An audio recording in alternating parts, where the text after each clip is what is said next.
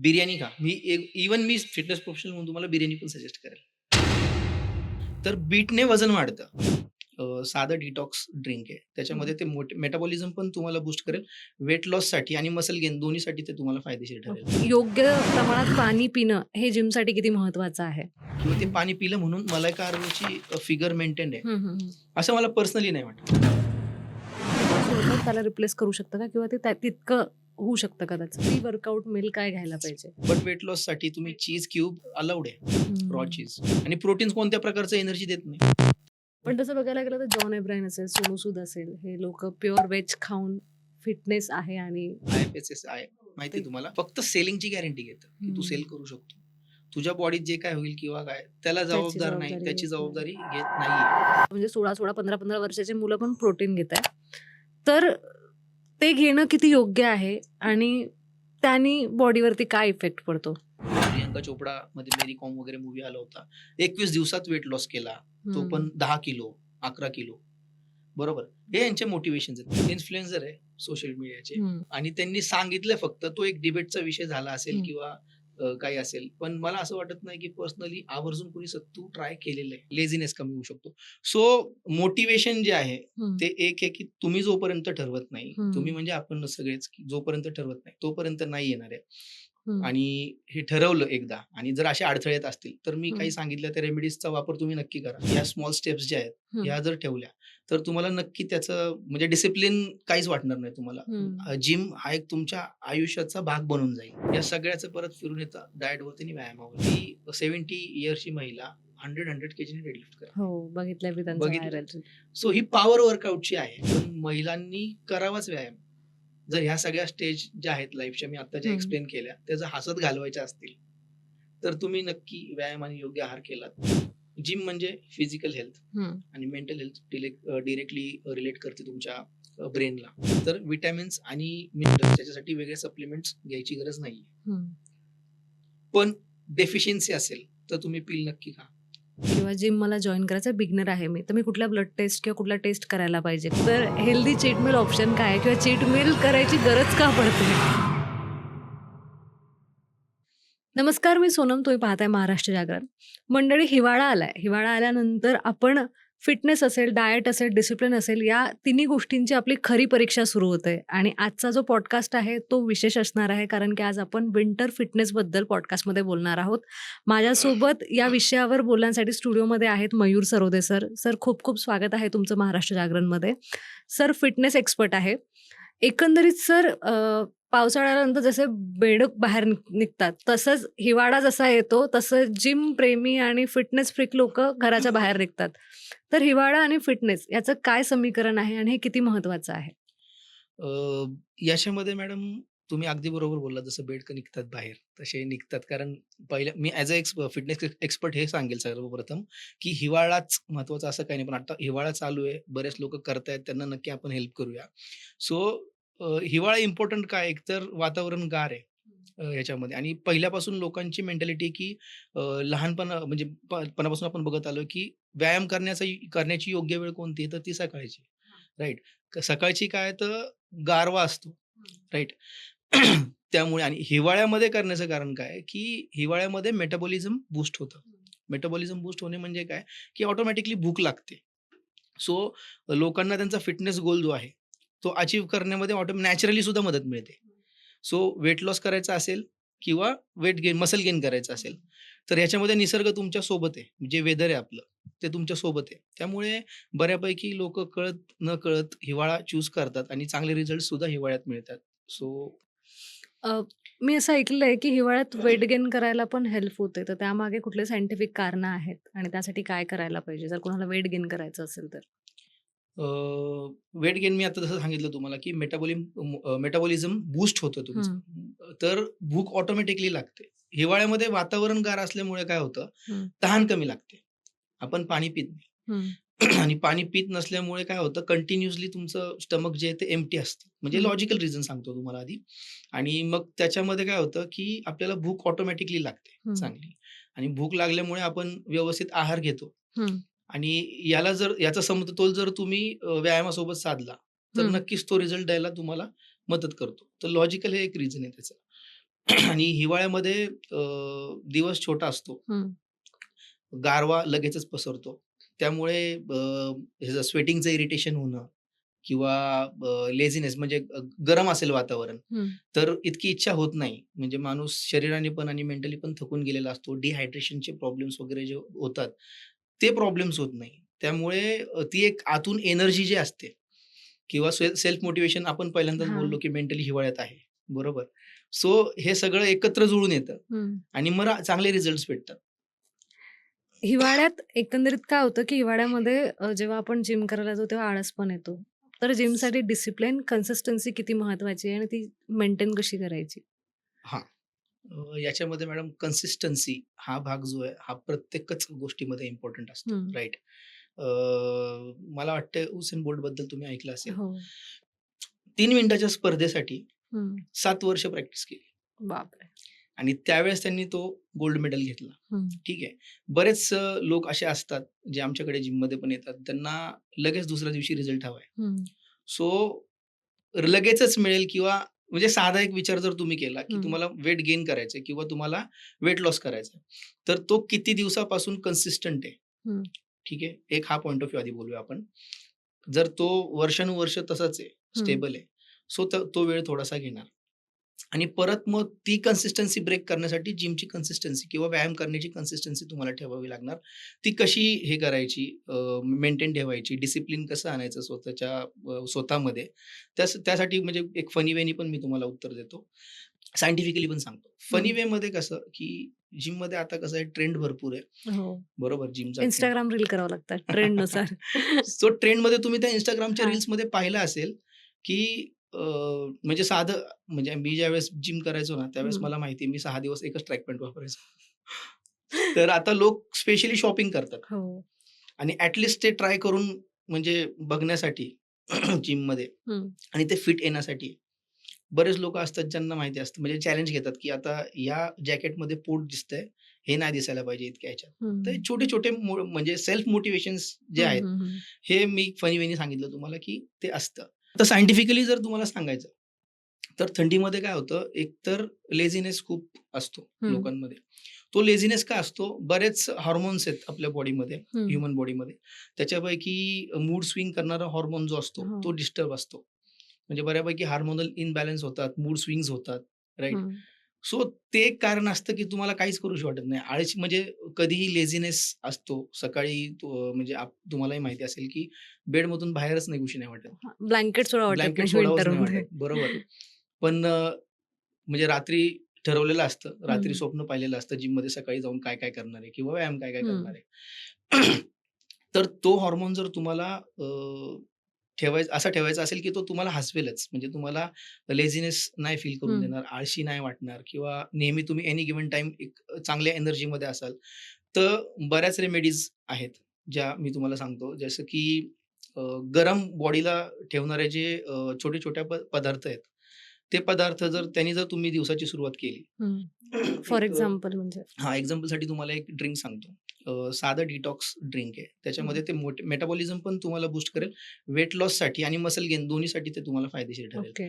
So दिवसाची सुरुवात जर तुम्ही अद्रक हं. पाण्यामध्ये उकळून, हं. त्याच्यामध्ये नंतर फक्त एक लेमन, हाल्फ लेमन आणि थोडंसं मध टाकून ती ड्रिंक जर घेतली हं. दिवसा, तर आलं तुम्हाला माहिती आहे हो. त्याच्यामध्ये हीट बॉडी आहे. हीट होते. बॉडीला ते हीट हे करणार आहे, देणार आहे हं, हं. आणि दुसरं लेमन जे आहे, ते इम्युनिटी बूस्ट करणार आहे तुमची. हं. म्हणजे थंडीमध्ये बऱ्याच लोकांना आजारपण येतं. आजार पण येतं. म्हणजे तुम्हाला BHMSचे दवाखाने जर तुम्ही आता बघितले छोटे-छोटे हं, फुल हं. फुल आहेत. सर्दी, खोकला, ताप. बरोबर. सर्दी, खोकला, ताप, व्हायरलचं. सो ह्याच्यापासून तुमचं ते संरक्षण हं. करणार आहे. तुम्ही मध टाकता. ते टेस्टसाठी पण आणि त्याच्यामध्ये हर्बल्स पण आहेत. आणि ह्याचं एकत्रपणे जर तुम्ही म्हणजे घेतलं ते ड्रिंक केलं तर हं. मेटाबॉलिझम बूस्ट होईल. आजारांपासून तुम्ही लांब राहाल. एनर्जी तुम्हाला ते देणार आहे. हं. एनर्जी राहील आणि आतमधून तुम्हाला वॉर्मनेस जर फील झाला, तर नक्की ब्लँकेट सोडू शकता तुम्ही सकाळी आणि लेझीनेस कमी होऊ शकते म्हणजे. लेझीनेस कमी होऊ शकतो. सो मोटिव्हेशन जे आहे, हं. ते एक आहे की तुम्ही जोपर्यंत ठरवत नाही, तुम्ही हं. म्हणजे आपण सगळेच की जोपर्यंत ठरवत नाही, तोपर्यंत नाही येणार आहे.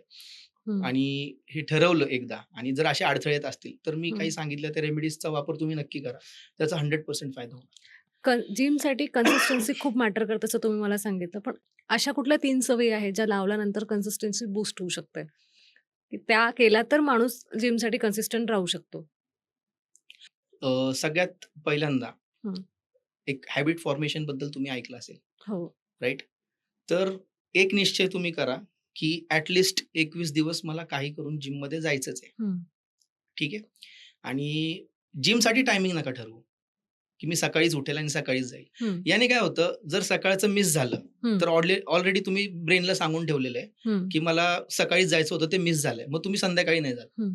आणि बऱ्यापैकी म्हणजे मला तरी असं वाटतं, की फक्त सकाळ सोडून हं. दिवसभरात असा बराच वेळ मिळतो, ज्याच्यामध्ये 1 तास क्वालिटी माणूस देऊ शकतो स्वतःला. तर टायमिंग नका ठरवू, लिमिट फ्रेम नका बनवून घेऊ, हं. की याच वेळेत करायचं आणि या वेळेतच चांगलं हं. असतं. ठीक आहे. तर सकाळी एक स्किप झालं तर तुम्ही संध्याकाळी जा. दुपारी वेळ असेल तर तुम्ही दुपारी करा. हं. ज्या दिवशी तुम्हाला वेळच नाही मिळाला, त्या दिवशी आता बरेच चांगले व्हिडिओज असतात YouTubeवरती किंवा हां, ऑफकोर्स सायंटिफिकच मिळतील तुम्हाला किंवा हं. या केसमध्ये जी जिम लावली आहे, त्या जिमला सुद्धा तुम्ही डिमांड करू शकता. ॲट लीस्ट 15 मिनिटं किंवा काहीच नाही, तर सूर्यनमस्कार तुम्ही 11 घरी जर केले, पण 21 दिवस तुम्हाला हे करायचंच आहे. ही पहिली स्टेप जर तुमची सक्सेसफुल झाली, हं. तर दुसरी स्टेप जी असते म्हणजे या 21 दिवसात काय होणार आहे, एक तर तुमच्या बॉडीच्या मसल्सचा टायटनेस हं. वाढणार आहे. ठीक आहे. म्हणजे थोडंसं तुम्हाला वाटेल, की मी फिट होत चाललोय, मी फिट होत चालली आहे. त्याच्यानंतर काय होईल, थोडासा फरक तुम्हाला दिसायला लागेल, जाणवायला लागेल. तो फरक जो आहे तो सेकंड रिझन बनेल तुमचं सेल्फ मोटिव्हेशन वाढण्याचा. हं.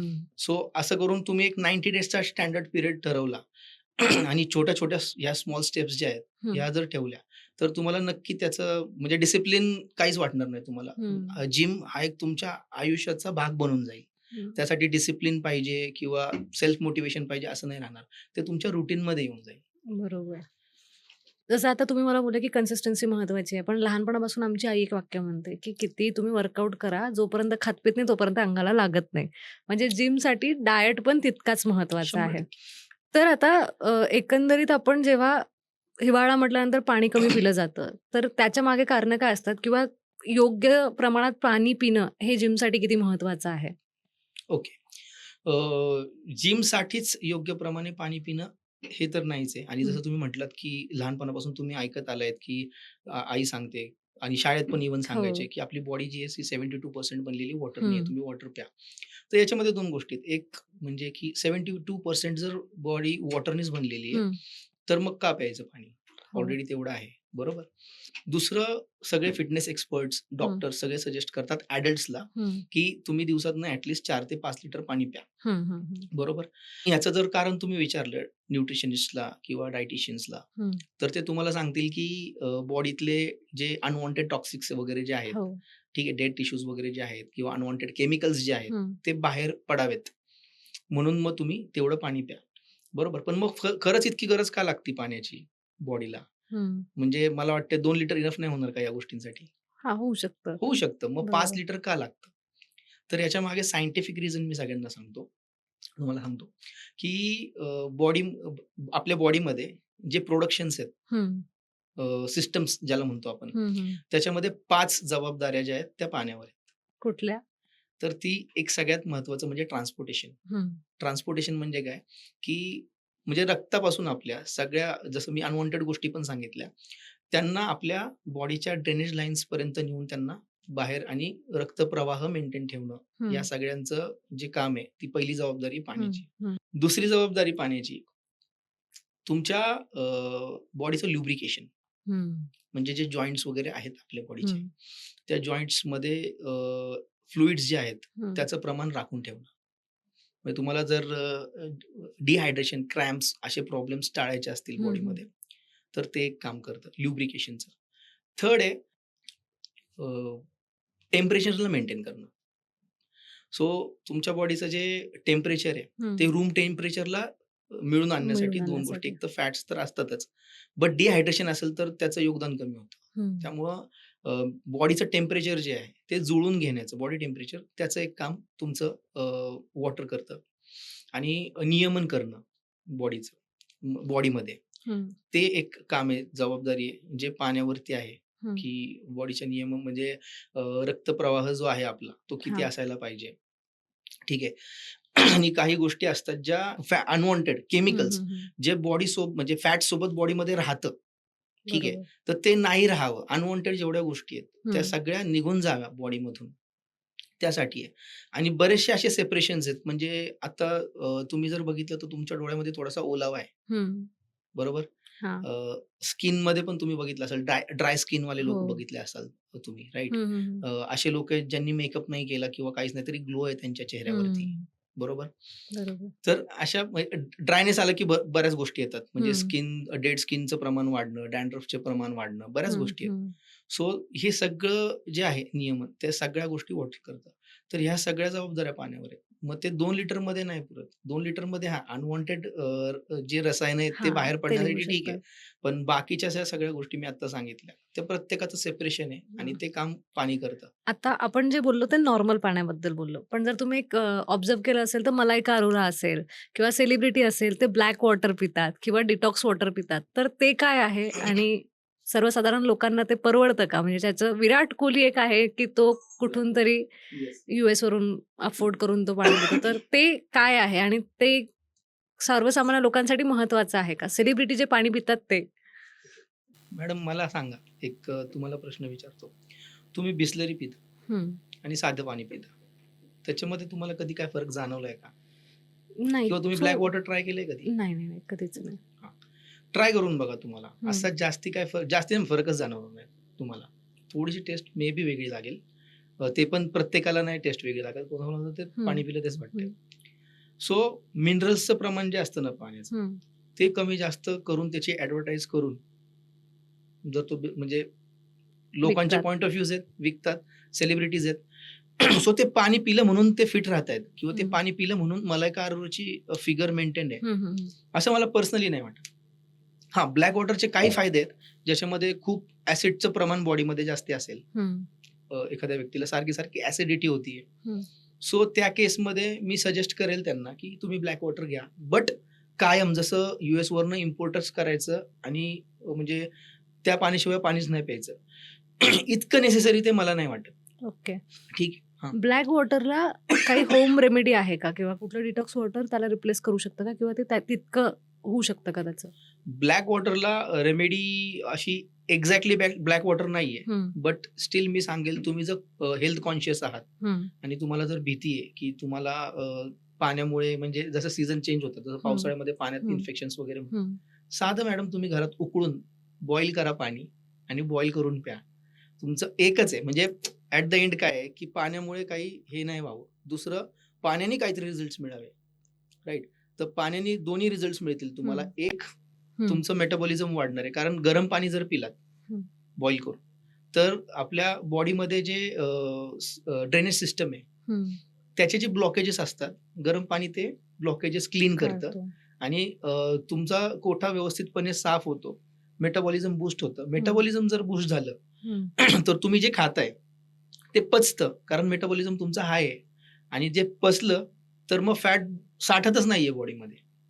ठीक आहे. एक एक्झाम्पल म्हणजे सायंटिफिकली परत सांगतो तुम्हाला. BMR हं. बसल मेटाबॉलिक रेशो. ते एका टेस्टमध्ये तुमचं तुम्ही चेक करू शकता बॉडी कंपोझिशनमध्ये. हं. तर त्याच्यामध्ये ते जर शो करतंय तुम्हाला, की तुमचा 1300 BMR आहे, बसल हं. Metabolic ratio. हं. तर याचा अर्थ काय आहे, की तुम्ही 1300 कॅलरीज पूर्ण दिवसभरामध्ये इनटेक करू शकता. ठीक आहे. सो मग तुम्ही जर 1500 तुमचा डायट जो आहे, आहार जो आहे, खुराक, तो हं. जर 1500 कॅलरीजचा असेल, तर दिवसाला 200 कॅलरीज जास्ती बॉडीमध्ये राहतात. आणि दिवसाला 200 जास्ती राहतात म्हणजे महिन्याला किती झाले? मग फॅट वाढणारच ना. कुठून बरोबर. तरी ते जे साठले ते निघणार. सो पाण्याने जर तुम्हाला हा प्रॉब्लेम टाळायचा असेल, हं, 200 हं. कॅलरीज किंवा जे काही साठलंय बॉडीमध्ये स्टोअर्ड फॅट जमा झालेले, ते हं. हळू निघून जाणं. म्हणजे सकाळी तुम्ही साधं पाण्यामध्ये मध टाकून पिलं, हं. तरी तो फायदा निघतात. देणार आहे. गरम पाण्यात तुम्ही 1 टेबलस्पून लेमन ज्यूस टाकून हं, पिलं, हं, हं. तरी ते फायदा देणार आहे. मग एक चांगली स्मूदी सांगतो तुम्हाला, ज्याच्याने डिटॉक्स पण होईल बॉडी. ज्याच्याने तुमचा ग्लो पण येईल जिममध्ये. चेहऱ्यावरती, हां. तुमचं मेटाबॉलिझम पण वाढेल आणि टेस्टला पण चांगले. 2 काकड्या घ्या, हं. 4-5 काड्या कोथिंबिरीच्या घ्या, हं. छोटासा गुळाचा खडा हं. टेस्टसाठी फक्त, तो घ्या आणि आवळा. म्हणजे बरेच म्हणतात लोक, की वरदान जे आहे हं. ते आपल्याला व्हिटॅमिन सी ज्या हो. गोष्टींमधनं आहे, स्किन, केस आणि सगळ्या गोष्टी. सगळ्या गोष्टी. आवळा घ्या, मिक्सरमध्ये ग्राइंड करा आणि त्याचा तुम्ही ज्यूस जो आहे, तो खूप नाही मॅडम, 1 आठवडाच फक्त करून बघा. मॉर्निंग. तुमचा दिवस चांगला जातोय हे पण जाणवेल तुम्हाला. उत्साह राहील बॉडीमध्ये. ठीक हं. आहे. जे काय असेल बॉडीमध्ये अनवॉन्टेड गोष्टी हं, त्या हं. निघून जातील सकाळी-सकाळी आणि त्याचा रिझल्ट बघा तुम्ही. सो या सगळ्या गोष्टी जर केल्या ना, खूप खूप सोप्या आणि घरात करता येण्यासारखे 5 मिनिटामध्ये. जसं तुम्हाला एक आवळ्याची स्मूदी सांगितली तसं एक Instagramवर ट्रेंड होतं एबीसी ज्यूस किंवा डॉक्टर पण सजेस्ट करतात किंवा जिम ट्रेनर पण सजेस्ट करतात. तर त्याबद्दल काय सांगाल?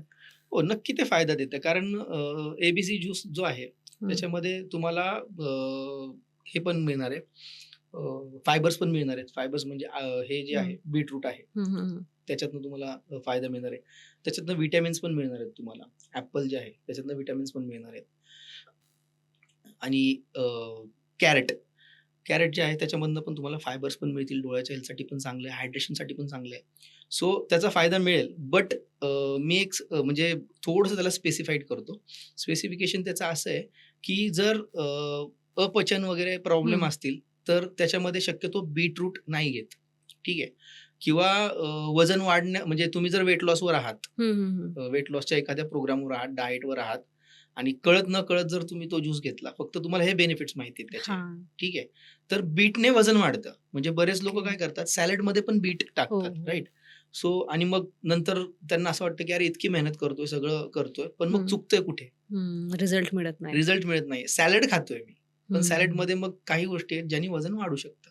सो बरोबर. अशा लोकांना मी सांगेल, की ABC is good choice, but म्हणजे तुम्ही थोडे स्पेसिफाईड आहात आणि तुमचा जो फिटनेस गोल आहे, हं, हं. त्याला जर रिलेट नाही करत आहे, सो तुम्ही नाही घेतलं ते. त्याचे भरपूर ऑप्शन्स आहेत. जसं एक मी आत्ता सांगितलं, हं.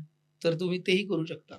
तुम्हाला ऑलमोस्ट सेम बेनिफिट्स त्याचे मिळतील. आता आपण वर्कआउटबद्दल बोलतोय, पण pre workout, post workout meals पण खूप इम्पोर्टंट असतात. तर आता सपोज मी नवीन जिम लावलं आहे आणि मी बिगिनर आहे, तर मी प्री वर्कआउट मील काय घ्यायला पाहिजे?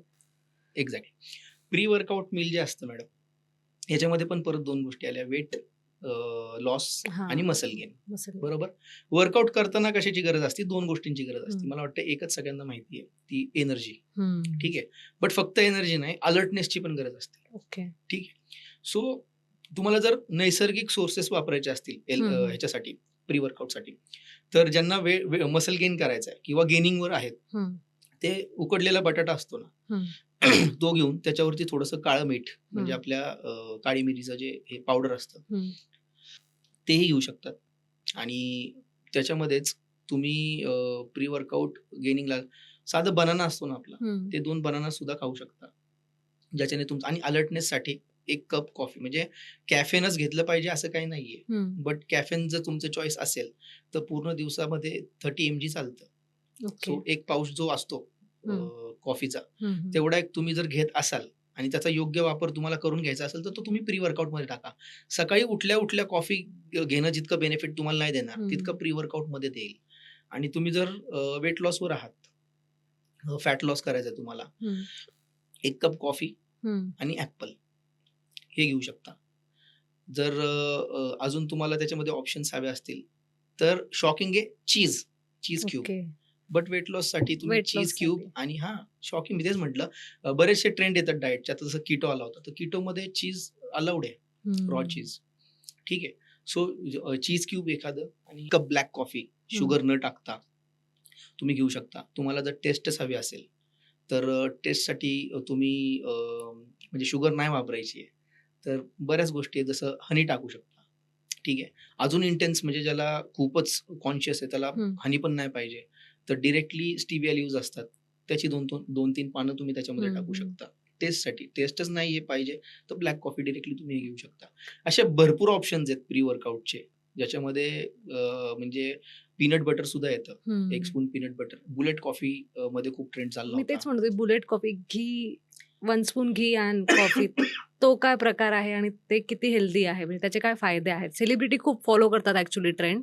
तर त्याबद्दल काय सांगाल? अलर्टनेस प्लस एनर्जी 2 गोष्टी तुम्हाला हं. ते हे करणार. प्लस लुब्रिकेशन जे आहे बॉडीमध्ये, बोन्सच्या जॉइंटमध्ये हं, हं, त्याचंही हं. काम करणार. तर त्याचं तुम्ही जर एकत्रितपणे जर कॉफी प्लस तूप घेतलं, तुम्ही एक एक स्पून घी आणि हं, कॉफी. हं. That is called bullet bullet coffee, coffee. Right?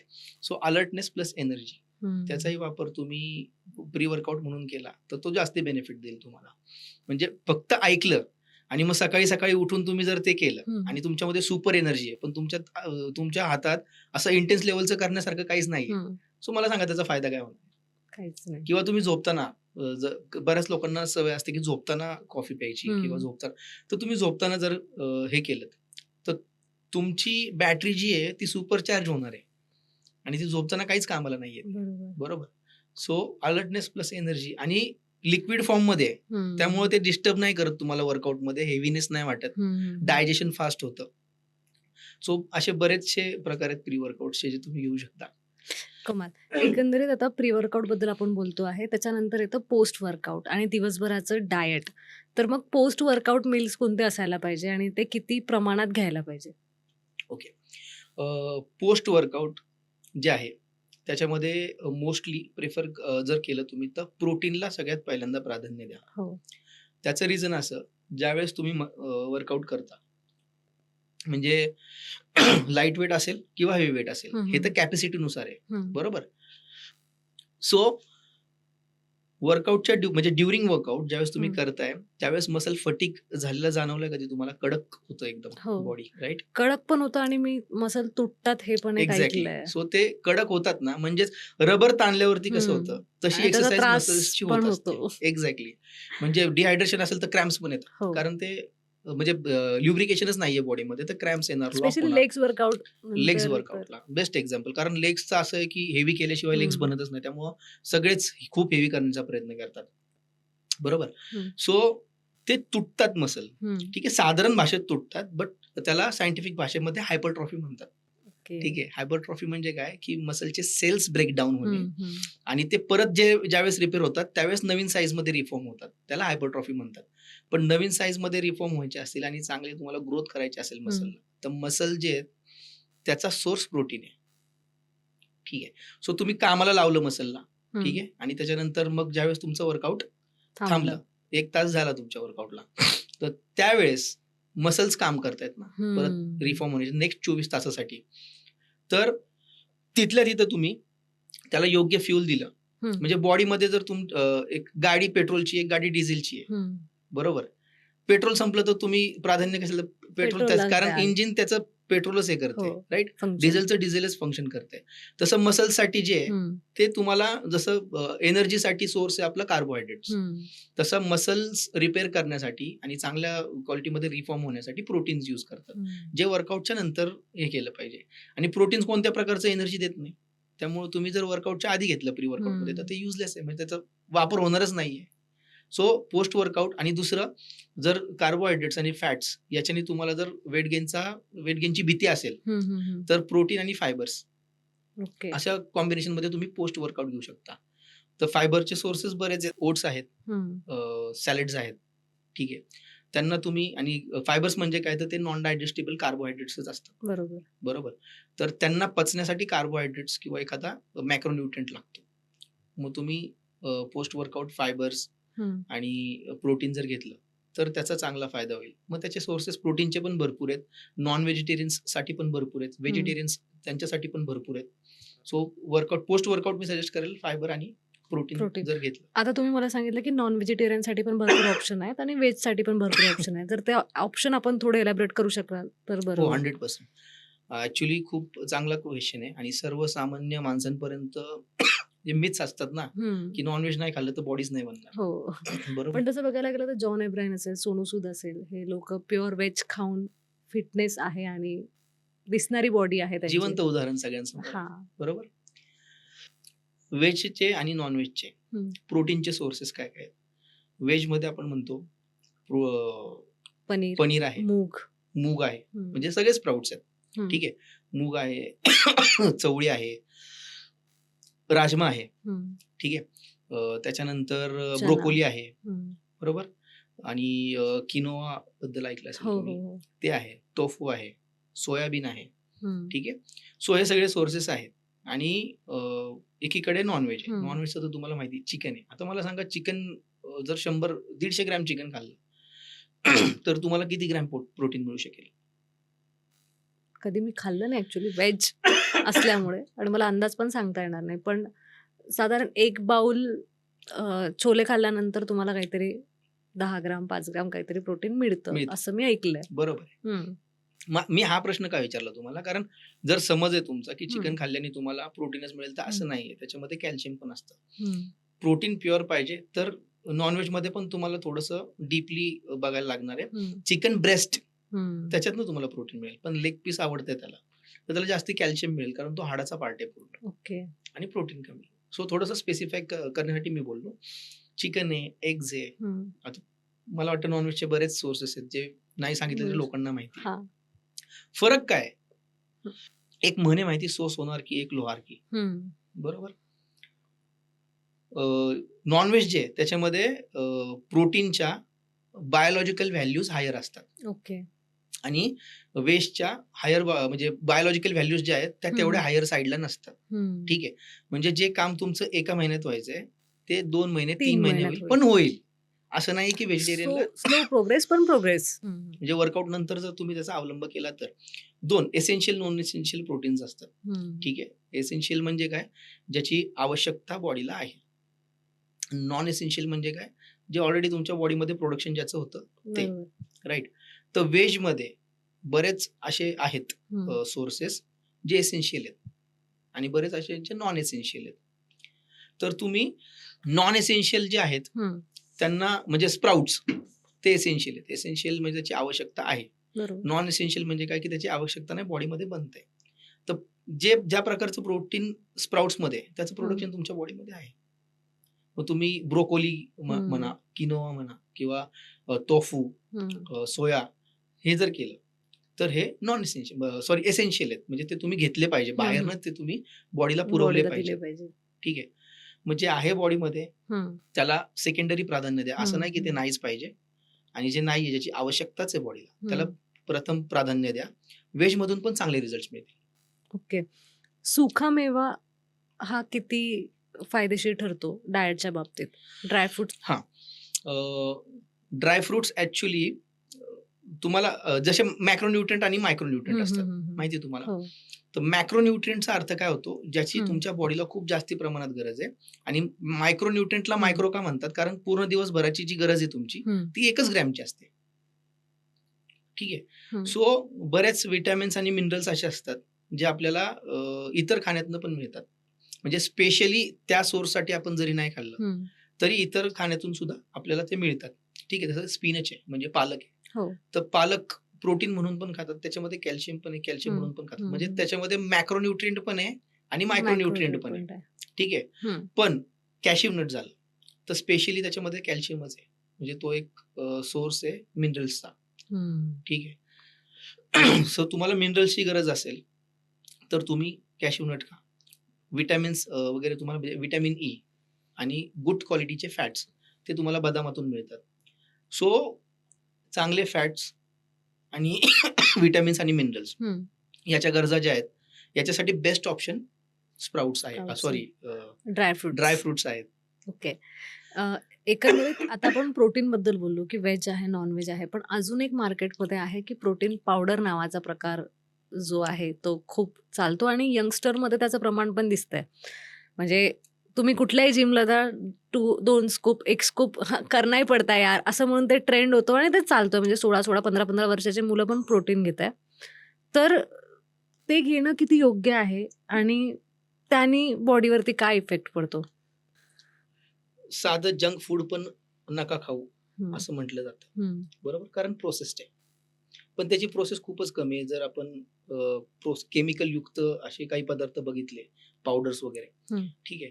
आता ह्याचं कसं आहे माहिती आहे का, की तुमचं प्रोटीन पचवणं किंवा कार्बोहायड्रेट्स पचवणं ह्या सगळ्याच्या जबाबदाऱ्या बॉडीमध्ये कोणत्या ना वाटून कोणत्या दिल्यात. ऑर्गनवरती म्हणजे आहेत. हं, हं, हं. बरोबर? मग आता एज तुमचं जे आहे, हं.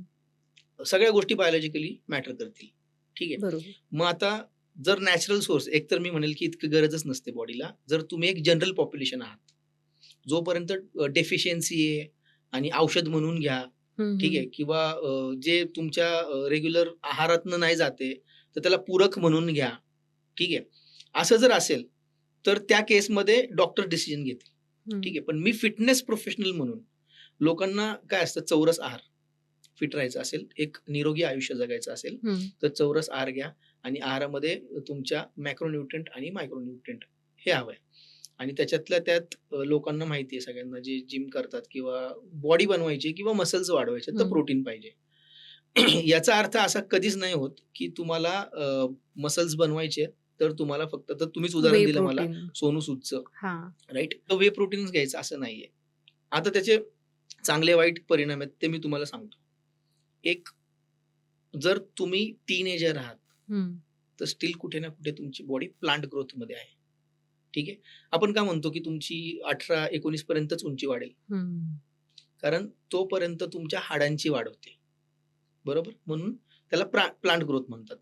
आणि प्लांट ग्रोथमध्ये जास्ती गरज बॉडीला जी असते ती व्हिटॅमिन्सची, मिनरल्सची असते. प्रोटीनची नाही असं नाही. एक चांगल्या प्रमाणात असते. तर ॲडल्टसाठी तुमचं जेवढं वजन आहे केजीमध्ये, हं. तेवढंच तुमचं प्रोटीन. 0.8 किंवा 1 ग्रॅम हं. पर केजी रिक्वायरमेंट असते. ठीक आहे. मग एक्झाम्पल मी सांगेल, की एक जनरल पॉप्युलेशन पण आहे. 55-60 केजी जर त्याचं वजन आहे, हं. तर त्याला एकतर 50 ग्रॅम किंवा 55 ग्रॅम प्रोटीन इतकंच प्रोटीन लागतं. लागणार आहे. आणि त्यासाठी तुम्हाला काय खायला लागेल? एग्स खायला लागतील. 2 एग्स खाल. हं. तुम्ही थोडे स्प्राउट्स खाल. डाळ असते रेग्युलर हं. जेवणामध्ये. बरोबर? तर या गोष्टींमधून तेवढी रिक्वायरमेंट तुमची पूर्ण होते. आणि जर नसेल होत, हं.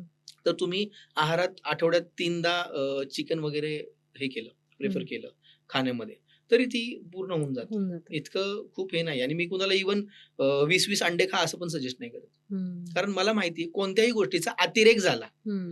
तर बॉडी रिएक्ट ते करते. दुष्परिणाम होणारच बॉडीवर. बरोबर. बरोबर? आता एका अंड्यामध्ये 5 ते 6 ग्रॅम प्रोटीन असतं. हं. बरोबर? मग तुम्हाला 60 ग्रॅम जर प्रोटीन पाहिजे आणि तुम्ही 10 अंडे खात असाल, तरी ते कारण डायजेशन शेवटी एक्सेप्ट करणार नाही ना तेवढं बरोबर. एकदमच. बरोबर? परत बाकीच्या गोष्टी मॅटर करतात. हीट आहे, हे आहे. हं, हं, हं. आणि विचार करा, एका स्कूपमध्ये इतक्याच स्पूनमध्ये हं. आणि त्याला काहीतरी मला वाटतं एक 200-250 एम-एल पाणी लागतं. हो. त्याच्यात 25 ग्रॅम प्रोटीन जाईल एकाच ह्याच्यात. हं. मग ते किती कॉम्प्रेशन्स असतील, त्याच्यामध्ये किती प्रोसेस झालेल्या आहेत, त्याच्यामध्ये किती केमिकल्स असतील. आणि तेवढं पॅक्ड आहे. बरोबर?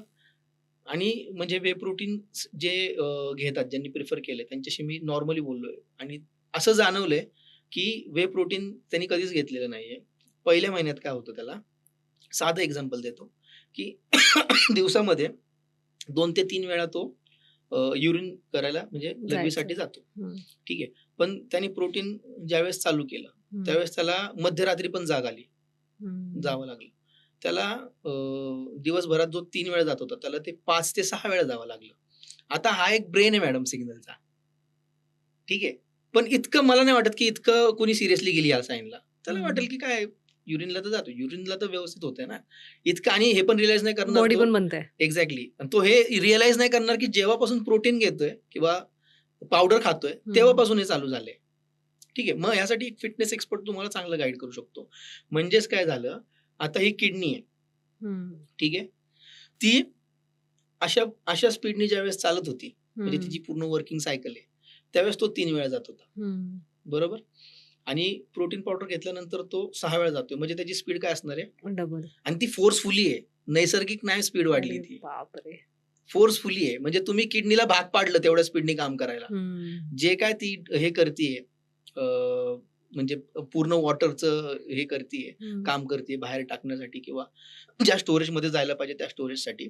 तर ती ही स्पीड होती म्हणून तो 3दा जायचा. ज्यावेळेस ती हं. अशी व्हायला लागली, त्यावेळेस त्याला 6 वेळा, 8 वेळा रात्री पण उठून जायला लागतंय. मग हं. तो ब्रेनचा सिग्नल आहे, की तू स्टॉप कर. करू नको. करू नकोस. ठीक आहे. किंवा अजून गरज नाहीये तुझ्या बॉडीला. हं. ठीक आहे. तर हा तर एकदम म्हणजे मी साधीच गोष्ट सांगितली, पण त्याचा सीरियसनेस किती आहे मला वाटतं तुम्हाला आलंय लक्षात. रिअलाईज झालं हं. असेल, की बॉडीला तुम्ही किती डिस्टर्ब करताय. आपण हे सर्वसाधारण लोकांबद्दल बोलतो, की ते पण प्रोटीन घेतात. पण तुम्ही बघितलं असेल बॉडी बिल्डर असेल, ते प्रोटीनसोबत स्टेरॉइड्स पण घेतात. तर स्टेरॉइड्सचा काय असर पडतो बॉडीवरती आणि त्याचे परिणाम काय आहेत? इंजेक्ट जर करत असेल, ॲक्चुअली जर हे प्रोफेशन आहे त्यांच्यासाठी, हं. तर हा जो पूर्ण प्रकार आहे, हं. हा ॲथलेटिक्सचा आहे. ठीक आहे. वेगवेगळ्या प्रकारचे ॲथलीट्स असतात. स्ट्रेंथ ॲथलीट आहे, एन्ड्युरन्स ॲथलीट आहे, स्प्रिंटर आहे, ठीक आहे, पॉवर स्पोर्ट्स ॲथलीट आहे, हं, हं. टीम स्पोर्ट्स ॲथलीट आहे. स्ट्रेंथ ॲथलीटचं एक्झाम्पल जर घेतलं, ते म्हणजे त्यांचे मसल्स खूप मोठे-मोठे असतात. हो. बॉडी बिल्डिंगमध्ये जातं ते. बरोबर? तर ते 100-100 केजी त्यांना उचलायला लागतं. हं. तर मगाशी जसं मी सर्वसामान्यांचं सांगितलं, की स्प्राउट्स आणि ते 4 एग्स खाऊन 100 किलो तर नाही उचलू नाही शकत. उचलू शकत. राइट? हेल्दी राहू शकतात. तर हे त्यांच्या गाईडलाईनमध्ये आणि जर ते घेतात, तर त्याच्यापासून कसं संरक्षण होईल? हं. त्याचे वेगळे मेडिकेशन्स काय आहेत का? त्याच्या डेडलाईन्स काय आहेत? कधी घ्यायचं, का घ्यायचं आणि त्यांनी जे दुष्परिणाम होणार आहेत, त्याच्याने कसं वाचायचं हे त्यांना माहिती आहे आणि हे वयाच्या कितव्या वर्षी स्टॉप करायचं हे सुद्धा त्यांना माहिती आहे. बरोबर. सर्वसामान्यांना इतकं माहिती असणार आहे का? हं. सर्वसामान्यांना माहिती नाहीये आणि ते ॲथलेटिक्स त्यांचं प्रोफेशनच आहे. त्यांना ते घेणं भाग आहे. हं, हं. तर त्यांना योग्य गाईडन्स करणारे डॉक्टर्स असतात. त्यांना योग्य गाईडन्स करणारे त्यांचे कोचेस असतात. हं. ठीक आहे. जर जनरल साधा फिटनेसचा ट्रेनर आहे, हं. तर मला नाही वाटत की तो इतक्या लेव्हलचं नॉलेज देऊ शकतो. सो त्यांचं प्रोफेशन आहे. आता सप्लिमेंट्सबद्दल जर बोलायचं तर 2 टाइपचे सप्लिमेंट्स असतात. एक असतात आपल्या परफॉर्मन्स एन्हान्सिंग सप्लिमेंट्स. हं. परफॉर्मन्स एन्हान्सिंग म्हणजे काय? तर जे तुमचा परफॉर्मन्स चांगला करतात. आता जिममध्ये येणारे सर्वसामान्य लोक आहेत. ते क्रिएटिन घेतात. आणि त्यांना जर विचारलं की का घेतो क्रिएटिन? तर त्यांचं म्हणणं असं असतं की फॅट लॉस चांगला होतो हं. क्रिएटिन. पण क्रिएटिन ही परफॉर्मन्स एन्हान्सिंग सप्लिमेंट आहे. हं. म्हणजे ज्यांना खूप वेळ धावायचंय, ज्यांना खूप लिफ्ट करायचंय, लिफ्ट करायचंय. परफॉर्मन्स ठीक आहे. एन्हान्सिंग हं. म्हणजे त्यांना त्यांचा परफॉर्मन्स वाढवायचा आहे. ठीक आहे. जर त्याची प्रॅक्टिस 4 तास, 5 तास इतकी हं. असेल, 3 हं. तास इतकी हं. असेल, माणूस हं. वर्कआउट तर नाही करत इतका. मला वाटतं 90 मिनिट्स मॅक्सिमम ते पण टाईमपास करत वर्कआउट करणार. हो. जो जेन्युइनली वर्कआउट करतो वन डे वन त्याचं मसल पण चालतं त्याच्यात. 1 डे 1 मसल 90 मिनिट्स. 50 मिनिट्स खूप होतात. हं. ठीक आहे. आणि तो माणूस क्रिएटिन घेतोय. साइड इफेक्ट काय होतील? माहिती पण नाहीये किंवा नाही होत. मी खूप दिवसांपासून घेतोय. त्याला किंवा तो न्यूट्रिशनिस्ट नाही पण तो सजेस्ट करतो कोणाला तरी. हं. त्याला सेल्फ क्लेम्ड गाय म्हणतात. म्हणजे त्यांनी स्वतःवर घेतलंय म्हणून तो दुसऱ्यांना सजेस्ट करतो. तो बरोबर. न्यूट्रिशनिस्ट नाहीये. आणि हे जे प्रॉडक्ट्स आहेत मॅडम, हं. इव्हन सगळ्यांना जे बघतील ना, त्यांनी एक विचार करायचा, की फूडसाठी एक हं. लायसन्स लागतं माहिती आहे तुम्हाला? हो. कोणतं? फूडसाठी रिकमेंड करायला एक लायसन लागतं. रिकमेंड पण आणि हे चांगलं आहे. हं, हं, हं. असं म्हणजे तुम्ही विक्री करू शकता. IFSSI हो, माहिती ते आहे तुम्हाला? मागे हां, टॅग असतो ते त्याच्यात. असतं. पण कधी कोणी विचार केलाय का, हं. की IFSSI जे आहे, हं. ते कोणती गॅरंटी घेतं? फक्त सेलिंगची गॅरंटी घेतं, की तू सेल हं. करू शकतो. तुझ्या बॉडीत जे काय होईल किंवा काय, त्याला त्याची जबाबदार नाही. जबाबदारी त्याची घेत नाही. जबाबदारी घेत नाहीये. आणि हे कोणीच जबाबदारी हं. कोणीच जबाबदारी नाही घेणार. म्हणजे ज्याने ते बनवलंय ना, हं, तो हं. सुद्धा नाही घेणार. तो सुद्धा तुम्हाला म्हणेल, की तू ट्राय करून बघ. तुला जर चांगलं वाटलं, तुझ्या तर बॉडीला तू सूट कंटिन्यू झालं कर. तर घे, नाहीतर बरोबर. आणि तुझं तू दुसरा बघ. म्हणजे सेल्फ क्लेम आहे. म्हणजे त्यांनी स्वतःवर घेतलं, त्याला काही झालं नाही म्हणून तो दुसऱ्यांना सजेस्ट करतोय. आणि ह्यांचे मोटिव्हेशन्स काय आहेत माहिती आहे का? शाहरुख खाननी 50व्या वर्षी सिक्स पॅक बनवले. हं. प्रियंका चोपडामध्ये मेरी कॉम वगैरे मूव्ही आला होता. 21 दिवसात वेट लॉस केला. तो हं. पण 10 किलो, 11 किलो. बरोबर. हे यांचे मोटिव्हेशन्स आहेत. पण त्याच्या मागच्या जर गोष्टी तुम्ही बघितल्या, प्रियंका चोपडा लहानपणापासून वर्कआउट करतीये. तिची इंटेन्सिटी कमी जास्ती कधीही करू शकते. हं. शाहरुख खान त्यांना ते खर्च करू शकतात बॉडीवरती चांगला. दंगलच्या वेळेस आमिर खाननी पण सांगितलं होतं, की म्हणजे मैंने पहले फॅट गेन किया और फिर बॉडी बनाई. खाणं जे आहे ना, हं. ते जितकं नैसर्गिक असेल आणि क्लीन ईटिंग हॅबिट्स असं तुम्ही सर्च केलं कुठेही, हं. तरी त्या हॅबिट्स येतील तुम्हाला, गाईडलाईन्स येतील, की तुमच्या कुठल्या असतात? हां, याच्यामध्ये घरातलं खाणंच पाहिजे असं काही नाही. ठीक आहे. म्हणजे हं. बरेच स्मार्ट स्नॅकिंग ऑप्शन आहेत. स्मार्ट स्नॅकिंग ऑप्शन म्हणजे काय? तुम्ही जर बाहेर आहात, कुठं ट्रॅव्हल करताय, तर हं. तुम्ही स्मार्ट स्नॅकिंग ऑप्शनमध्ये फ्रेश व्हेजीसचे सँडविचेस खाऊ शकता. बरोबर. सँडविच म्हणजे त्याच्यावर त्याला कुठं तळलेलं नाहीये, त्याच्यामध्ये हं. तेल नाहीये.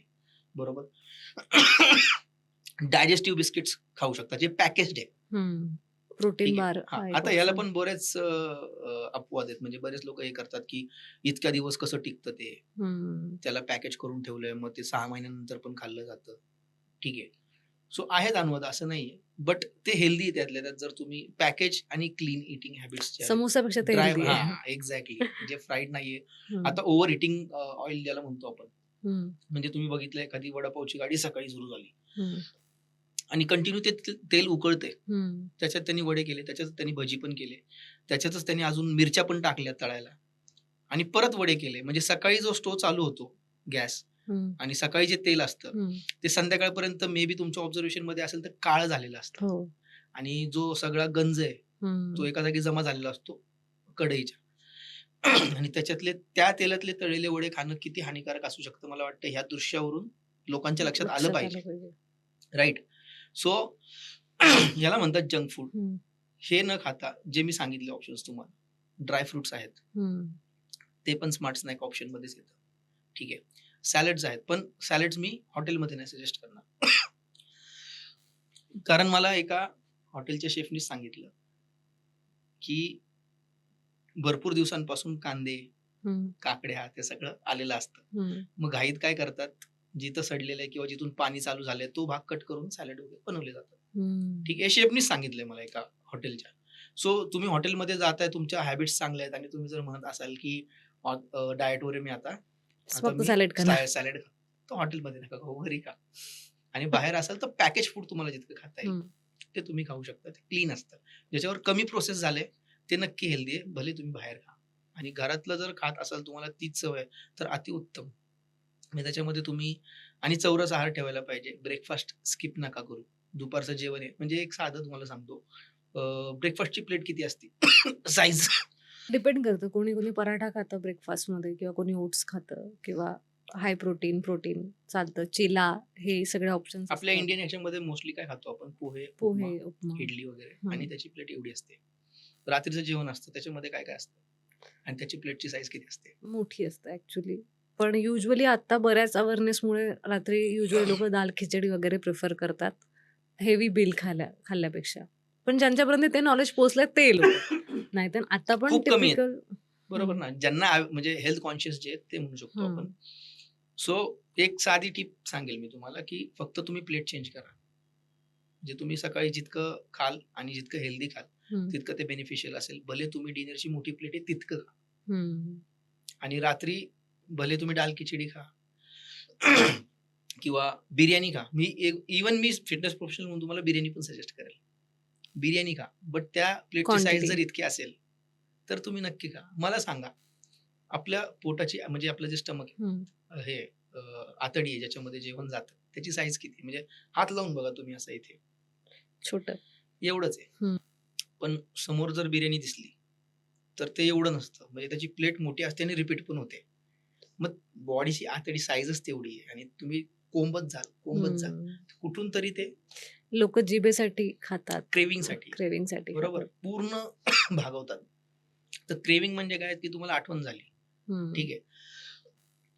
ॲक्चुअली स्वीट हानिकारक आहे. म्हणजे बऱ्याच सगळ्याच ऑलमोस्ट रिसर्चनी सांगितलेलं आहे, की स्वीट तुमच्या बॉडीसाठी हानिकारक आहे. हानिकारक आहे. बरोबर.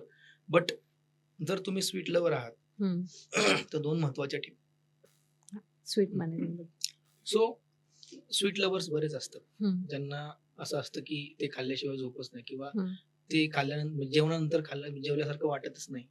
बऱ्याच आहेत अशा. बरोबर. म्हणजे डिफरंट मेंटॅलिटीज, डिफरंट त्यांचं आवड आहे त्यांची. हं, तर स्वीट लव्हर्स म्हणजे सगळे रिसर्च सांगतात हानिकारक आहे सगळे आणि ॲग्रीड म्हणजे आहेच हानिकारकच आहे. पण 2 टिप्स महत्त्वाच्या काय आहे, की एकदम बंद नका करू. हं, एकदम बंद केलं तरी त्रास होणार. दुसरं जसं मी सांगितलं, की आतडी हं, एवढीच आहे. हं, क्रेव्हिंग होत असेल म्हणजे एक एक्झाम्पल जर सांगितलं तुम्हाला, की एखादा व्यक्ती ज्याला गुलाबजामुन खूप आवडतो. ठीक आहे. आणि तो एखाद्या सोशल ह्याच्यात गेला, इव्हेंटमध्ये गेला म्हणजे हं, कोणाच्या लग्नात, एंगेजमेंटमध्ये, बर्थडे पार्टीज. हं, आपण इंडियन आपलं भारतीयांची संस्कृती आपण अटेंड करतो, जातो, हं, सोशलाईज होतो. हं. आणि तिथे त्याला गुलाबजामुन दिसला. बरोबर. बट ट्रेनरनी किंवा डायटिशियननी सांगितलंय स्वीट खायचं नाही. खायचं नाहीये. मग त्याला ते दिसतं समोर, पण तो हं. काय करतो त्यावेळेस? तो थोडासा म्हणजे कंट्रोल करतो. थोडासा नाही खूप कंट्रोल करतो. नाही, मी ट्रेनरनी डायटवर आहे. सांगितलंय, मी डायटवर आहे, मी नाही करणार. पण तो गुलाबजामुन तिथे दिसतो ना, हं. त्यानंतर तो पिछा सोडत नाही. तो रात्री स्वप्नात दिसणार त्याला. कारण तो स्वीट लव्हर आहे. त्याला स्वप्नात असं दिसणार, की अरे मी गुलाबजामुन खातोय. हं. बरोबर? दुसऱ्या दिवशी तो उठणार. परत उठला, तेच. खाण्याचा विषय जिथं आला, हं. जिथे-जिथे खाणं म्हणजे ब्रेकफास्टला मग त्याला परत खाणं म्हणजे गुलाबजामुनच आठवणार. दुपारच्या वेळेस गुलाबजामुनच आठवणार. हं. तो खूप कंट्रोल करून मे बी 3 दिवस, 4 दिवस करेल. हं. पण जिथे कंट्रोल सुटेल, तिथं डायटिशियन, तो ट्रेनर, ती जिम, ती हेल्थ सगळं पाण्यात. आणि तो पावशेर गुलाबजामुन घेऊन खात बसेल. पहिले खातो मी कारण क्रेव्हिंगची इंटेन्सिटी जी असते ना, हं. तिला जरी मेंटेन केलं, हं. तरी सुद्धा तुम्ही हेल्दी ठेवू राहू शकता शकता स्वतःला. लाईफस्टाईल. ठीक आहे. मग अशा वेळी मी स्वतः सांगतो, अशा वेळी जर दिसलं तुम्हाला असा तुमचा आवडता पदार्थ बिर्याणी, स्वीट्स जे काही असेल ते आणि फक्त क्रेव्हिंग जाण्यापुरतं किंवा क्रेव्हिंगची इंटेन्सिटी कमी करण्यापुरतं जर करण्यापुरतं तुम्ही खाल्लं ते, खाल्लं. तर चांगलंच मी ना. म्हणेल की खा, काहीच हरकत नाही. पण त्याला जर तुम्ही टाळलं, तर ते पिच्छा तोपर्यंत नाही सोडणार, जोपर्यंत त्याचं समाधान, हं. संतुष्ट नाही होणार तुम्ही त्याच्या आणि ते हानिकारक असेल. बरोबर. आता आपण एक क्रेव्हिंग मॅनेजमेंट असेल किंवा जिमचं डाएटबद्दल बोलतोय. पण सध्या जर आपण वेब पोर्टल्स बघितले किंवा दर 15-20 दिवसानंतर एक बातमी असते, की 18 वर्षाच्या मुलाचा जिममध्ये वर्कआउट करताना मृत्यू, 14 वर्षाचा, 16 वर्षाचा. हे जे जिममध्ये वर्कआउट करताना अचानक मृत्यू होतात, त्याच्यामागे कारण काय आहे आणि ते सगळं कशामुळे होतं? अ, खूप चांगला प्रश्न आहे ऍक्च्युली हा. कारण या सगळ्या गोष्टींमुळे लोकांचं कुठेतरी परसेप्शन असं बनत चाललंय, की जिम केल्यामुळे मृत्यू हां. झाला किंवा जिम मध्येच मृत्यू झाला म्हणजे खूप काहीतरी हेवी केलं असेल. हं. त्यामुळे मृत्यू झाला. जिम लाईन मध्ये म्हणजे एखादा डॉक्टर. हं. आता एक एक्झाम्पल मी तुम्हाला देतो. मला जेन्युइन उत्तर द्या त्याचं. मी जर तुम्हाला म्हटलं मी डॉक्टर नाहीये, हं. पण YouTube वरती बघून तुमचं मी ऑपरेशन करू शकतो अपेंडिक्सचं. हं. तुम्ही मला अलाउड कराल का? नाही. तर इतकं सिरियसलीच आहे, की जिममध्ये ज्यावेळेस तुम्ही जाता, त्यावेळेस तुम्ही तुमच्या बॉडीची जबाबदारी जी पूर्ण आहे फिजिकल हं. पूर्ण ते तुम्ही तुमच्या ट्रेनरवरती सोपवलेलं असतं. हं. बरोबर? तर तो ट्रेनर हं. किंवा जो गाईडन्स करतो, हं. तो जर व्यवस्थित गाईडन्स देणारा असेल, हं. तर 100% ह्या गोष्टी नाही होणार. आणि म्हणजे बऱ्याच दवाखान्यांमध्ये तुम्ही आता जा. तिथं लिहिलेलं असतं, की trust your doctor, not on search engines. हं. बरोबर? म्हणजे सर्च इंजिन बरेचसे डॉक्टर असं सांगतात, की मी दिलेल्या औषधी Googleवर चेक करू नका. सेम हे कसं घडलं तुम्हाला सांगतो. एक गोळी दिली होती हं. माझ्या वाईफला आणि आय-टी प्रोफेशनल्स म्हणजे तुम्हाला माहिती आहे. ते लोकं 4 अँगलनी विचार करणार आणि Googleवर जाणारच. हं, हं, एआय, हं. ChatGPT ते वापरणारच. का सांगतात डॉक्टर? कारण त्या गोळीचा जो यूज असतो ना, तो मल्टीपर्पज आहे. हं. ठीक आहे. मग तिला ते वाचण्यात आलं, की कॅन्सरची गोळी आहे ती. बापरे! But that was not the purpose of cancer. म्हणजे ती कॅन्सरसाठी नव्हती दिली. ठीक आहे.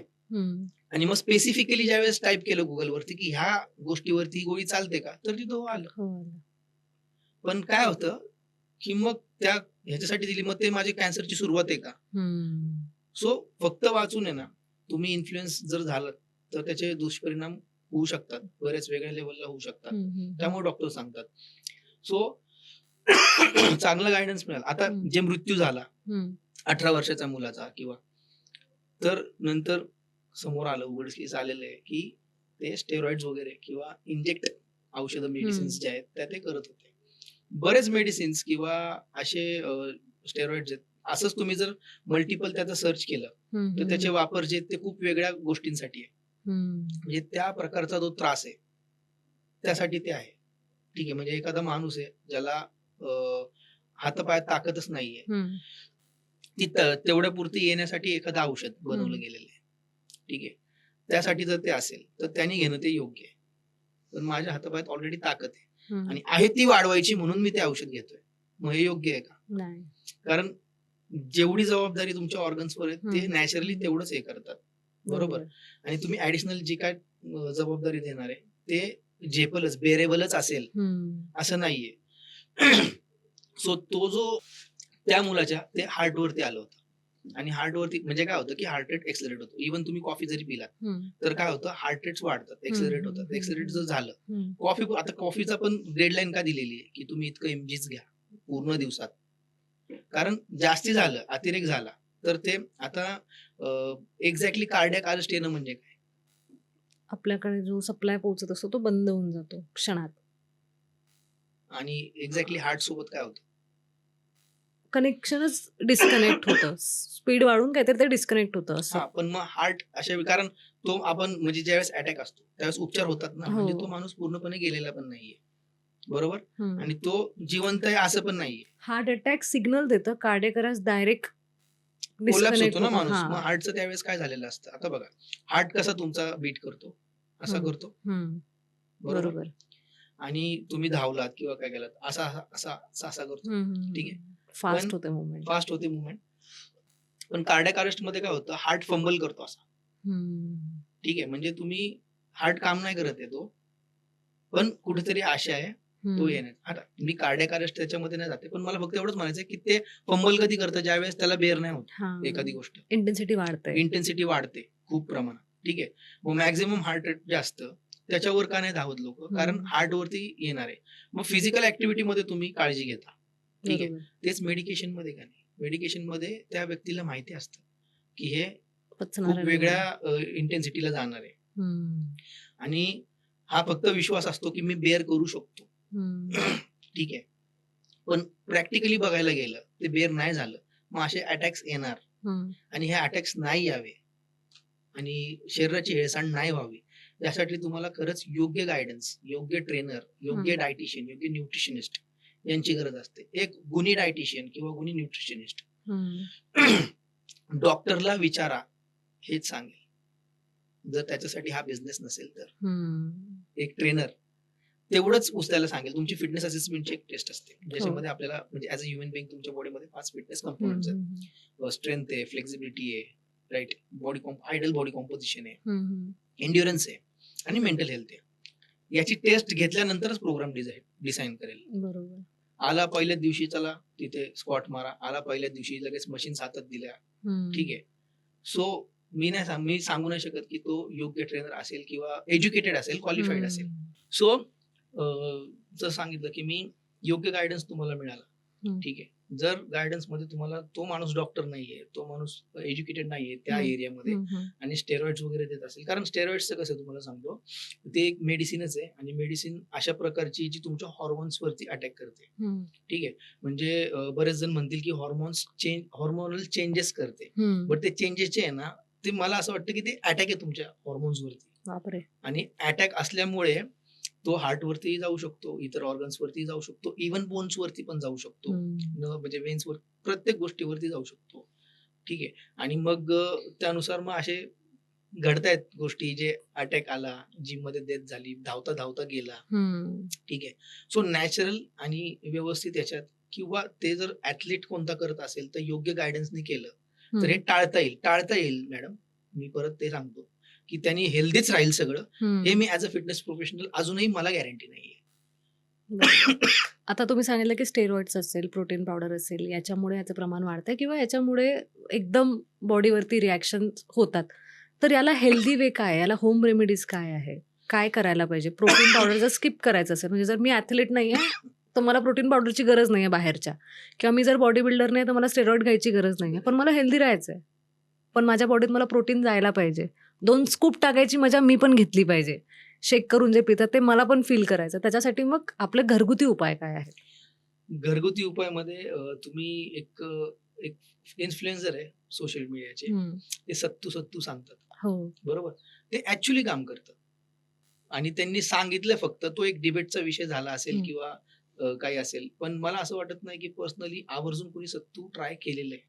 सो हं. मी सांगेल, की हा एक होम रेमेडीचा खूप चांगला उपाय सत्तू असेल किंवा म्हणजे इतर गोष्टी ज्या आपल्या डेलीच्या खाण्यात नाही. तुम्ही जर मोजून वगैरे हे केलं, की डाळ गेलीच पाहिजे म्हणजे तुम्ही खाताय हं, आणि हं. प्रोटीन तुम्हाला जास्त ठेवायचं हं. बॉडीमध्ये. तर तुम्ही राईस आणि चपाती कमी केली आणि डाळीचं हं. प्रमाण वाढवलं. हं. तरी सुद्धा ते एक बेस्ट राहणार आहे तुमच्यासाठी आणि इतर बरेच म्हणजे दही असतं, दही त्याच्यातून सुद्धा प्रोटीन जाणार आहे.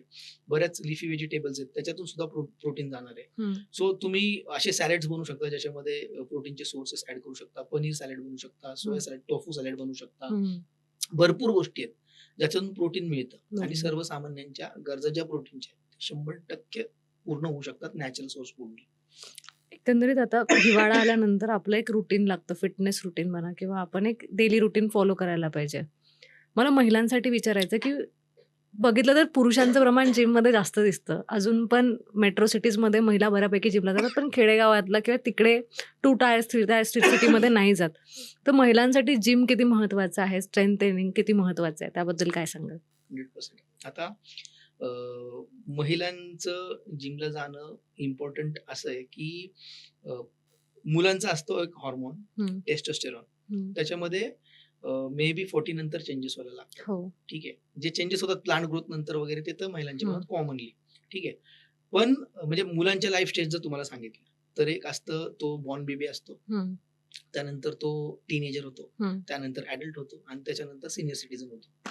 संपलं. संपलं आयुष्य. ठीक आहे. बट महिलांचं कसं असतं, एक बॉर्न बेबी आहे. हं, बरोबर. त्यानंतर मग टीनेजर. पण टीनेजर झाले त्यांचे हार्मोन्स चेंज झाले. हं. तुम्हाला माहिती असेल मेन्सेस असतात.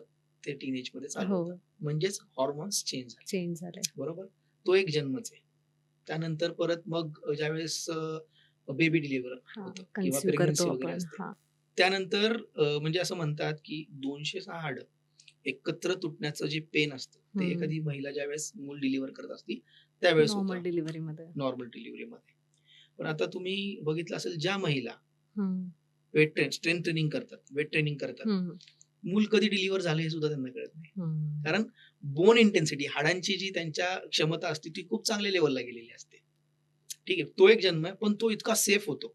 हं, आणि तुम्हाला माहिती असेल pre pregnancy sorry pre delivery हं. खूप प्रॉब्लेम्स होतात हो. महिलांना. दाताचे प्रॉब्लेम्स होतात, हं, थायरॉइड होऊ शकतो, शुगरचे प्रॉब्लेम्स होतात हं, 8व्या-9व्या हं, महिन्यानंतर. हं, पण ज्या म्हणजे सर्व्हे असा बऱ्याच जणांनी केलाय, आम्ही स्वतः सुद्धा केलेला आहे. ज्या महिला हं, रेग्युलर नियमित व्यायाम करतात, त्यांना ते प्रॉब्लेम्सच झालेले नाहीयेत. कारण त्यांच्या बॉडीमध्ये चांगला डायट आणि योग्य आहार आणि चांगला व्यायाम हं, केल्यामुळे हं, त्यांचे बोन्स स्ट्राँग आहेत, त्यांचे मसल्स स्ट्राँग आहेत, त्यांची जी पेन बेअर करण्याची क्षमता आहे, हं. ती सर्वसामान्यांपेक्षा जास्ती आहे. हो. हा झाला दुसरा. त्यानंतर परत मेन्सेस बंद होतात. हं, मेनोपॉज. मेनोपॉज. त्यावेळेसचा अजून एक परत हार्मोनल इम्बॅलन्स होतो. हं, मग त्यावेळेस तर खूपच जास्ती म्हणजे मेंटली पण खूप त्रास होतो, फिजिकली पण खूप त्रास होतो. आता अशा महिलांसोबत पण आम्ही बोललो, ज्या वर्कआउट किंवा व्यायाम नाही करत, नियमित हं, आहार हं, योग्य नाही घेत. हं. त्यांना ज्यांचं जंक फूड म्हणजे लाईफस्टाईलच जे वेस्टर्न लाईफस्टाईल वगैरे फॉलो करतात त्यांना खूप त्रास होतो.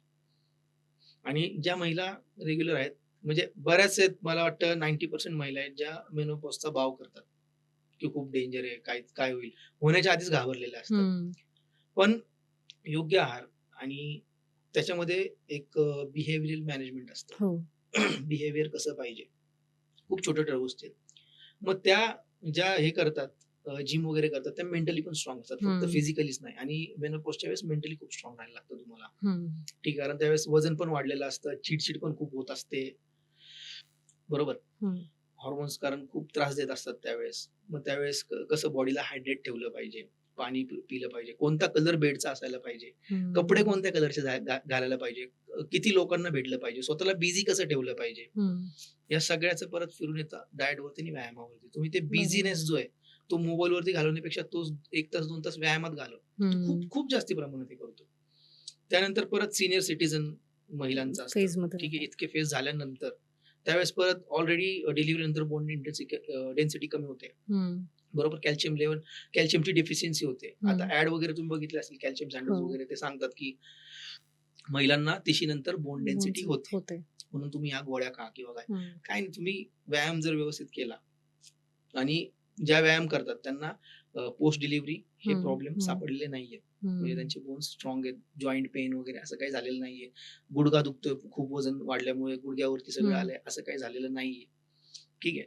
सो सीनियर सिटिझनशिपमध्ये पण आता एक रील म्हणजे खूप बघण्यात येते. हं, एक महिला आहे, खूप एजेड आहे. हं, तिच्या मुलाची जिम आहे. त्यांना पण डॉक्टरनी सांगितलं होतं, की बेड रेस्ट वगैरे हं, तुम्ही हे करा.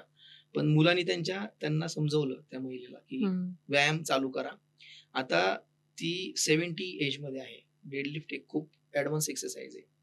ती 70 इयर्सची महिला 100 केजीने डेडलिफ्ट करते. हो, बघितलंय मी त्यांचा बघितलं. Viral reel. सो ही पॉवर वर्कआउटची आहे. सो महिलांसाठी इतकं ते इम्पोर्टंट आहे आणि हं, मी म्हणेल एखाद्या वेळेस पुरुषांचे हार्मोन्स जे टेस्टोस्टेरोन ते ऑलरेडी स्ट्राँग आहेत. पण महिलांनी करावाच व्यायाम. जर ह्या सगळ्या स्टेज ज्या आहेत लाईफच्या मी आता ज्या हं. एक्सप्लेन केल्या, त्या जर हसत घालवायच्या असतील, तर तुम्ही नक्की व्यायाम आणि योग्य आहार केलात, तर खरंच तुम्ही हसत घालवाल. तुम्हाला समजणारही नाही, की अरे तो फेज मी त्याबद्दल खूप ऐकलं होतं, इथून-तिथून असं होतं. मला तर काहीच नाही झालं. बरोबर. जिम आणि मेंटल हेल्थचा किती संबंध आहे? हां. जिम म्हणजे फिजिकल हेल्थ हं, आणि मेंटल हेल्थ डिरेक्टली रिलेट करते तुमच्या ब्रेनला. हं. राइट. मी जसं मगाशी सांगितलं, की तुमचे 5 फिटनेसचे कंपोनंट्स आहेत. त्याच्यामध्ये एक ब्रेनची हेल्थ सुद्धा आहे. हो. Mental and intellectual health. हं, राइट. तर तुमची जी स्पिरिच्युअल पॉवर आहे हं. किंवा विलिंगनेस आहे कोणतीही गोष्ट करण्याची, ठीक आहे. कोणतीही गोष्ट मॅडम माइंडसेट असल्याशिवाय नाही होत. हो. आणि माइंडसेट तेव्हाच बनतं ज्यावेळेस तुमचं ब्रेन स्ट्राँग आहे. राइट. तर मेडिटेशन्स आहेत, योगा आहे, म्हणजे नॅचरोपॅथीच्या बऱ्याच गोष्टी आहेत, हं, ज्या ब्रेनला स्ट्राँग करतात. आणि यंग पोरांना जर तुम्ही बघितलं असेल, यंग क्राउड जो आहे, म्हणजे इव्हन मुली पण, त्यांना हं. तुम्ही मेडिटेशन करायला सांगा. त्यांचा समज असा आहे की नाही ते म्हाताऱ्या माणसांनी करावं, झेपत नाही त्यांना. झेपत नाही त्यांना. बरोबर? पण मी सांगतो, फिजिकली तुम्ही जेवढं थकत नाही, हं. तेवढं तुम्ही मेंटली थकता. बरोबर? बरोबर. एखादा माणूस ज्यांनी दिवसभर रस्त्यावर खड्डे खणण्याचं काम हं, केलेलं आहे, हं. तो ऑफकोर्स फिजिकली तुम्हाला काय वाटतं फिट. थकला नसेल का? हां, थकला पण असेल आणि तो फिजिकली फिट आहे असं पण आपण. फिट आहे, ठीक आहे ना. हां. बट थकलं तर असणार ना, खड्डे खणणं म्हणजे काय हं. ते आरामाचं काम नाहीये. बरोबर. बरोबर? पण एखादा माणूस जो आहे, तो दिवसभर डेस्कवरती काम करतोय. हं. त्याच्यामध्ये फिजिकल एफर्ट आहे का मेंटल एफर्ट आहे? मेंटल एफर्ट्स आहेत. राइट? आता जिममध्ये कारणं देणं किंवा काय, थकलो होतो. हे कारण आम्हाला जो डेस्कवर करतो त्याच्याकडूनच येतं. तो फिजिकल ॲक्टिव्हिटी मेंटली ज्याची थकून जास्त जातो आहे, तो ॲक्चुअली. मेंटली थकतो. हं, माइंडसेट बनतच नाही. ब्रेनने एकदा बघा, तो फ्रेश आहे. हं, घरी येतो, हसत खेळत असतो, हं, सगळं असतं. आल्यावर चहा, नाश्ता जे काय सगळं तो गप्पा मारतो. बरोबर? पण त्याने ब्रेननी गिव्ह केलेलं आहे, की नाही मी थकलोय दिवसभर, खूप हं, धावपळ झाली, आज मला जायचं हं, नाहीये. हं. सो ब्रेनची हेल्थ इतकी इम्पोर्टंट आहे, की ज्या गोष्टीची सुरुवात करायची तुम्हाला, ती ब्रेनच सिग्नल देऊ शकतो आणि तो ज्यावेळेस हेल्दी असतो, त्यावेळेस चांगले सिग्नल देतो.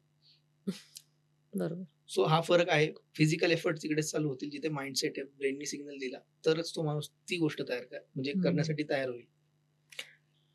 मल्टीव्हिटॅमिन्स आपण प्रोटीन पावडरबद्दल बोललो किंवा स्टेरॉइडबद्दल बोललो. असाच सध्या एक ट्रेंड असतं मल्टीव्हिटॅमिन्सचा, की मल्टीव्हिटॅमिन्स पण घ्यावं लागतात.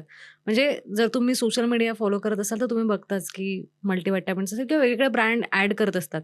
तर मल्टीव्हिटॅमिन्स किती महत्त्वाचे आहे आणि ते कसे घ्यावेत? ओके. जसं मी मगाशी सांगितलं तुम्हाला, मायक्रोन्यूट्रिएंट्स हं, त्याची तुमच्या बॉडीला अख्ख्या दिवसात म्हणजे तुम्हाला सांगतो मॅक्रोन्यूट्रिएंट जे आहेत, त्याची हं, खूप जास्ती प्रमाणात म्हणजे कसं कार्बोहायड्रेट्स जे हं, एनर्जी देतं दिवसभराचा तुमचा दिवस त्याच्यावर डिपेंड असतो. हं, हं. म्हणजे त्याची तुमच्या बॉडीला 60% गरज आहे. बरोबर. 20% प्रोटीनची आहे आणि 20% फॅट्स पण पाहिजेत बरं का हं. बॉडीला. 20% but good fats. Good fats. तर फॅट्सची पण गरज आहे 20% असा हं, 100% तो रेशो हं, असतो. बट मायक्रोन्यूट्रिएंट जे आहे त्याची गरज 1% असते. हं, 1 ग्रॅमची असते. पर्सेंट ग्रॅम 1 ग्रॅमचीच असते. ठीक आहे.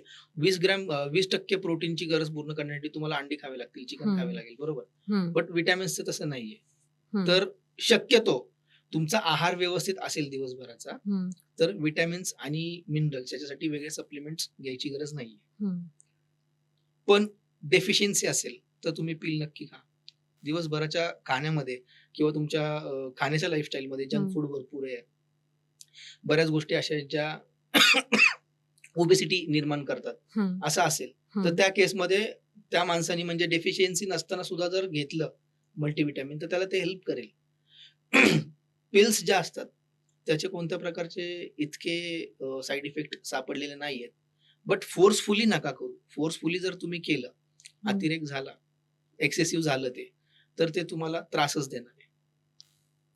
फॅटी ॲसिड, ओमेगा 3 आणि फिश ऑइल याला व्हेजमध्ये काय ऑप्शन आहे? अ, याच्यामध्ये तुम्हाला सनफ्लॉवर ऑइल आहे, हं, ठीक आहे. सीझम ऑइल आहे, वॉलनट आहे. या गोष्टी आहेत ज्या इझिली अवेलेबल पण आहेत आणि इझिली तुम्ही वॉलनट तुम्ही कॅरी पण करू शकता. हं, सो एक नाईट रोज वाईन असतं, त्याच्यामध्ये आहे. हं, सो ह्या गोष्टी आहेत ज्या तुम्हाला ओमेगा 3 गुड फॅट्स जे आहेत, हं, ते मिळू शकतं त्याच्यातून. सो फिश ऑइलच्या गोळ्याच खायला पाहिजे असं काही नाहीये. हं, परत पिल्स असतात त्याच्यामध्ये कॉम्प्रेशन्स आहेत, बरोबर. केमिकल्स आहेत. हं, तो क्लीन ईटिंग हॅबिट्सबद्दल आपण जे बोललो, मग हं, हे फिट नाही होणार त्याच्यामध्ये. तुम्हाला क्लीन इटिंग हॅबिट्स ठेवायच्यात आणि ते पाहिजे इझी टू अवेलेबल. सो त्या गोष्टी तुम्ही घेतल्या पाहिजे. तुम्ही 5 क्लीन ईटिंग हॅबिट सांगितल्या होत्या. त्या शॉर्टमध्ये कुठल्या आहेत त्या सांगू शकता का बरं? हो, नक्की. एक केमिकल फ्री खाणं असायला हं. पाहिजे. जंक फूड तुमच्या बॉडीमध्ये अजिबात तुम्ही हं. नका ठेवू. ठीक आहे. आणि जर तुम्हाला खूपच क्रेव्हिंग होत असेल, सटायटिस म्हणजेच हं. मी जसं मगाशी ओव्हर हिटेड ऑइलचं सांगितलं, हं, हं, हं. ते जर तुम्ही घरी बनवून खाल्लं, तर ती ॲटलीस्ट रिस्क जी आहे, ते जो गंज उतरलाय सगळं त्या तेलाची, ती कमी कमी होईल. होऊ शकते. समटाईम्स तुम्ही ते ठेवू शकता. हं. सो या छोट्या-छोट्या गोष्टी जरी तुम्ही फॉलो केल्या, तरी पण खूप हे फरक पडणार आहे त्याचा. तर सर आपण एकंदरीत आतापर्यंत सगळं विषय आपण कव्हर केले आहे. पण याच्यात एक असतं की डाएट जेव्हा करतो तेव्हा संडेला माझा चीट मील डे असतो. ओके. तर हेल्दी चीट मील ऑप्शन काय आहे? किंवा चीट मील करायची गरज का पडते? इंटरेस्टिंग. चीट मील दोन्ही दोन्ही प्रश्न एकतर हं. केले तर कसं आणि का गरज पडेल मग त्याची, हं. राईट? तर सगळ्यात पहिल्यांदा ज्यांना चीट मील करायचंय, त्यांच्यासाठी एक छोटीशी टिप, की तुम्ही हाय प्रोटीन आणि लेस ऑइल, हं. ठीक आहे? किंवा तोच जो फूड आहे, म्हणजे एक्झाम्पल आपण जर पिझ्झा घेतलं, हं. राईट? किंवा रॅप्स घेतले, चिकन रोल्स वगैरे, ठीक आहे? हं. तर त्याच्यामध्ये चांगलं ऑइल आणि हाय प्रोटीन असेल, हं. तर आठवडा नाही, बट 2 आठवड्यातनं किंवा महिन्यातनं एकदा हं. चीट मील त्याला म्हणू शकतो. चीट मील ही रोजच नसायला पाहिजे आणि रुटीनमध्ये नसायला पाहिजे. ओके. जसं आपण म्हणतो ना वीकली म्हणजे ते रुटीन झालं. हं. मग ते ब्रेनकडनं गेलं तुमच्या, की आज मला खायचंय काहीतरी. हं, हं. बट ते रुटीनमध्ये नसेल, तर थोडंसं तुम्हाला हे राहील, की अरे एवढं पण इम्पोर्टंट नाहीये, की खायलाच पाहिजे. हं. बरोबर? पण ऑप्शन्स आहेत, म्हणजे हाय प्रोटीनचे तुम्ही जर घेतले, तर बरेच मील आहेत, जे हं. तुम्ही खाऊ शकता. ठीक आहे? बट पार्ट नसायला पाहिजे तुमच्या रुटीनचा, ठीक आहे? ओके. किंवा डाएटचा. आणि दुसरं, जर तुम्ही रेग्युलर वर्कआउट करताय हं. आणि रेग्युलर तुम्ही हे पण करताय, डाएट पण करताय, हं. चांगल्या गोष्टी खातायत सुद्धा, हं. ठीक आहे? तर याच्यामध्ये तो सिरियसनेस तोपर्यंत क्रिएट नाही होत, हं. जोपर्यंत व्हॅल्यू नाही समजत त्याची, हो. ठीक आहे? म्हणजे एक एक्झाम्पल सांगतो. जर तुम्ही एवढी पेस्ट्री खाल्ली, हं. ठीक आहे, तर तुमच्या बॉडीमध्ये 300 कॅलरीज लगेच म्हणजे जातात. जातात. 300 कॅलरीज. हं, हं. आणि त्या स्वीटच्या कॅलरीज आहे, बॅड कॅलरीज आहे. आणि ज्यावेळेस तुम्ही ट्रेडमिलवरती धावलाय कधी, हं. हो. किती मिनिटं धावलाय 5च्या स्पीडनी 10-15 मिनिटं. आणि किती कॅलरीज बर्न झाल्या होत्या तिथे? तेवढं आता आठवत नाही कारण की 3 ओके, महिने मी झाले ब्रेक ॲव्हरेज सांगतो गेलाय तुम्हाला. जिमचा. मीच सांगतो ॲव्हरेज तुम्हाला. हां. ठीक आहे. तुम्ही ज्यावेळेस 15 मिनिटं हं. धावता, हं. त्याच्यात जीव होता, घामाघूम होता, त्यावेळेस 150 कॅलरीज बर्न होतात. हो. 150 टू 200 हं, हं, मेटाबॉलिझम हं. चांगला असेल तर. हं. आणि इतकी पेस्ट्री खाल्ली, हं. तर 300 टू 400 येतात. गेल्या. हो. तर ही पेस्ट्री आणि तिकडची ती मेहनत जी आहे, हं, हं, 20 मिनिटाची, 25 मिनिटाची, तिला कंपेअर केलं आणि त्याची हं. व्हॅल्यू जर समजली, हं. ती समजून घ्या. अशा वेळी मग तो माणूस चीट मील्स नाही करणार. कारण त्याला बरोबर. माहिती आहे, की मी काय घाम घाम काढतो काढलाय आणि त्याचे जिममध्ये. परिणाम काय होतात पुढे. आता सो तुम्ही ट्रेडमिलचा विषय काढला म्हणून विचारते, की आता हे मिथ आहे की लॉजिक आहे मला माहिती नाहीये. म्हणजे मला प्रश्न पडतो तो इतरांना पण पडतच असणार. आपण डेली वर्कआउट करतो. पण त्याच्यात सगळे लोकं असं म्हणतात, की 3 मिनिटं का होईना ट्रेडमिल करायलाच पाहिजे ज्याने हार्ट हेल्थ चांगली राहते. तर यामागचं लॉजिक काय आहे किंवा हे खरं आहे का? ऑफकोर्स 100%. आता हे का करायला पाहिजे? हं. बॉडी जी असते आपली, हं. ती प्रत्येकच गोष्टीसाठी रेडी असते असं नाहीये. हं. बरोबर? मग आता तुम्ही झोपलाय, विचार करा. कधी झालं असेल, म्हणजे सकाळी लवकर उठत नाही म्हणून घरचे एकदम पाणी वगैरे ओतलं असेल किंवा हं. हं. ऐकलं असेल तुम्ही. हं. आता निवांत शांत झोपलाय तुम्ही.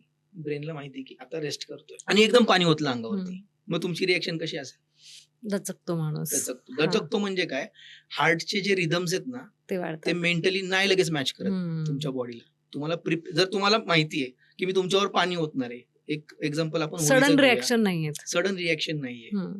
राइट? बरोबर. तर आत्ता मी जे आहे त्याच्यामध्ये हार्ट रेट मॅनेजमेंट असतं. म्हणजे एक रेस्टिंग हार्ट रेट असतं, हं, हं, हं. नॉर्मल हार्ट रेट हं. असतं, एव्हरेज हार्ट रेट हं. असतं, मॅक्सिमम हार्ट रेट असतं. रेस्टिंग हार्ट रेट म्हणजे काय? की आपण ज्यावेळेस सकाळी उठतो ना, झोपेतनं उठल्या जो नंबर सापडतो तो रेस्टिंग हार्ट रेट. हं. नॉर्मल हार्ट रेट म्हणजे काय? आपण आता बोलतोय, तर त्या. गप्पा मारतोय, हालचाल करतोय, म्हणजे नॉर्मल हं, हार्ट रेट आहे. हं. आता याच्यातनं मी लगेचच वजन नाही उचलू शकत हेवी, बरोबर. राईट. त्यासाठी मला ब्रेन मधून सिग्नल द्यायचा आहे बॉडीला हम्म. आणि हार्टचे जे बीट्स आहेत ते मॅच हम्म, करायचे हम्म. ते उचलण्यासाठी. तर मी असंच तर नाही करू शकत. तर ऍटलीस्ट 3 मिनिटात काय होतं, ज्यावेळेस मी हळूहळू पेस वॉक करून, हम्म. जॉगिंग करून आणि हे स्टेप बाय स्टेप केलं, मग हेवी लिफ्ट करतो किंवा व्यायाम करतो. मग बऱ्याचदा काय होतं, जर हार्ट रेडीच नाहीये, हम्म. तो दचकण्याची इंटेन्सिटी कोणाची कमी असते, कोणाची जास्त असते. हम्म. हम्म. ठीक आहे. मग जर एखादा सिनियर सिटीजन आहे, ज्याचा हार्ट ऑलरेडी वीक आहे आणि त्यांनी वॉर्मअप नाही केलेलं आहे, त्यांनी धावलेला नाहीये, राईट. हम्म. तर अशा काळात म्हणजे वेळेत त्याच्या हार्टचं काय हाल होईल आपण समजू शकतो. बरोबर. सो 100% सायंटिफिकली मी सजेस्ट करेल, हम्म. जर ट्रेडमिल वरतीच, आणि ट्रेडमिलवरच असं काही नाही, थोडंसं स्किपिंग करा, थोडंसं जॉगिंग करा, जम्पिंग बॉडी एक्सरसाइज. वॉर्म होऊ द्या हा. आणि हार्ट रेट जे ते ऍव्हरेज हार्ट रेट होऊ द्या, हम्म. ऍव्हरेज मध्ये जाऊ द्या. आणि त्यानंतर वर्कआउट जर केलं तर परफॉर्मन्सही चांगला राहतो, हम्म. एनर्जी चांगली राहते आणि हार्ट वरती रिस्क कमी असते. बरोबर. आता जिम लावायचं आहे किंवा जिम मला जॉईन करायचं, बिगनर आहे मी, तर मी कुठल्या ब्लड टेस्ट किंवा कुठला टेस्ट करायला पाहिजे का जिम लावायच्या आधी, जेणेकरून मी एक हेल्दी लाईफस्टाईल अजून चांगल्या पद्धतीने फॉलो करू शकते? अशा काही टेस्ट तुम्ही सजेस्ट कराल का जिम लावायच्या आधी? जिमसाठी अशा काही टेस्ट नाहीयेत, हम्म. बट जिमसाठी टेस्ट आहेत. ठीक आहे. कुठल्या? सो जिमच्या टेस्ट असतात ना, त्या हम्म. 2 टेस्ट आहे. एक तर बॉडी कॉम्पोजिशन आहे, जी बायोलॉजिकल तुमचं रिदम्स कसे आहेत ते हम्म. दाखवतं, आणि दुसरी टेस्ट जी फिजिकल असते, हम्म. फिटनेस असेसमेंटची, हम्म. ती टेस्ट तुम्ही करा. ती का करायची, तर तुमची आता स्ट्रेंथ किती आहे हम्म. ते समजतं. म्हणजे अजून थोडंसं एक्सप्लेन करतो तुम्हाला. तुम्ही जर रेग्युलर वर्कआउट करताय आणि तुम्ही 30 पुशअप्स करू शकता, हम्म. मग 2 वर्षांनी परत तुम्ही जिम लावली, तर तुम्ही जर ती मेंटॅलिटी घेऊन गेला की मी 30 पुशअप्स मारणार आता, तर ते पॉसिबल आहे का? म्हणजे सवय तुटली आहे ना तुमची, हो. आणि मसलची इंटेन्सिटी कमी झालेली आहे बरोबर. तुमच्या. तुम्हाला परत सुरुवात करायला लागणार हम्म. 5 पासून, 10 पासून. मग ती सुरुवात कुठून करायची ते तुम्हाला ही बेसिक. टेस्ट सांगते. मग तुम्ही त्यावेळेस 30 करत होता, मे बी तुम्ही जिम मध्ये सांगाल पण ना, मी 30-40 पुशअप्स केलेले आहेत, आणि मग त्याच मेंटॅलिटीने जर मी तुम्हाला वर्कआउट दिलं तर ते बॉडी झेपण्यासारखे रिॲक्ट नाहीये. करणार. आता करंट सिच्युएशन काय आहे तुमच्या फिटनेस कंपोनंटची, ती हम्म. टेस्ट तुम्ही नक्की करा. फ्लेक्झिबिलिटी किती आहे हम्म. तुमच्या बॉडीची, एन्ड्युरन्स किती, म्हणजे सहनशक्ती किती आहे. तुम्ही लिफ्ट करायचे त्यावेळेस 15 रेप्स करत होता, 18 रेप्स करत होता, पण मसल आता 5 मध्ये 6 मध्येच फटीग होतोय. मग त्याला ऑप्शन काय, एन्ड्युरन्स, सहनशक्ती कशी वाढेल, ही टेस्ट असते. आणि बॉडी कॉम्पोजिशनची टेस्ट म्हणजे फॅट पर्सेंटेज किती आहेत, प्रोटीन किती आहे, पाणी किती आहे बॉडीमध्ये, मेटाबॉलिक एज काय आहे, बीएमआर किती आहे आणि किती असायला पाहिजे, त्याची एक रेंज ती टेस्ट देते. तो ती तर एक मशीन असते प्रत्येक जिम मध्ये, त्याच्यावरती होती. बट ही जी फिजिकल टेस्ट आहे ही ट्रेनरनी कंडक्ट केली पाहिजे.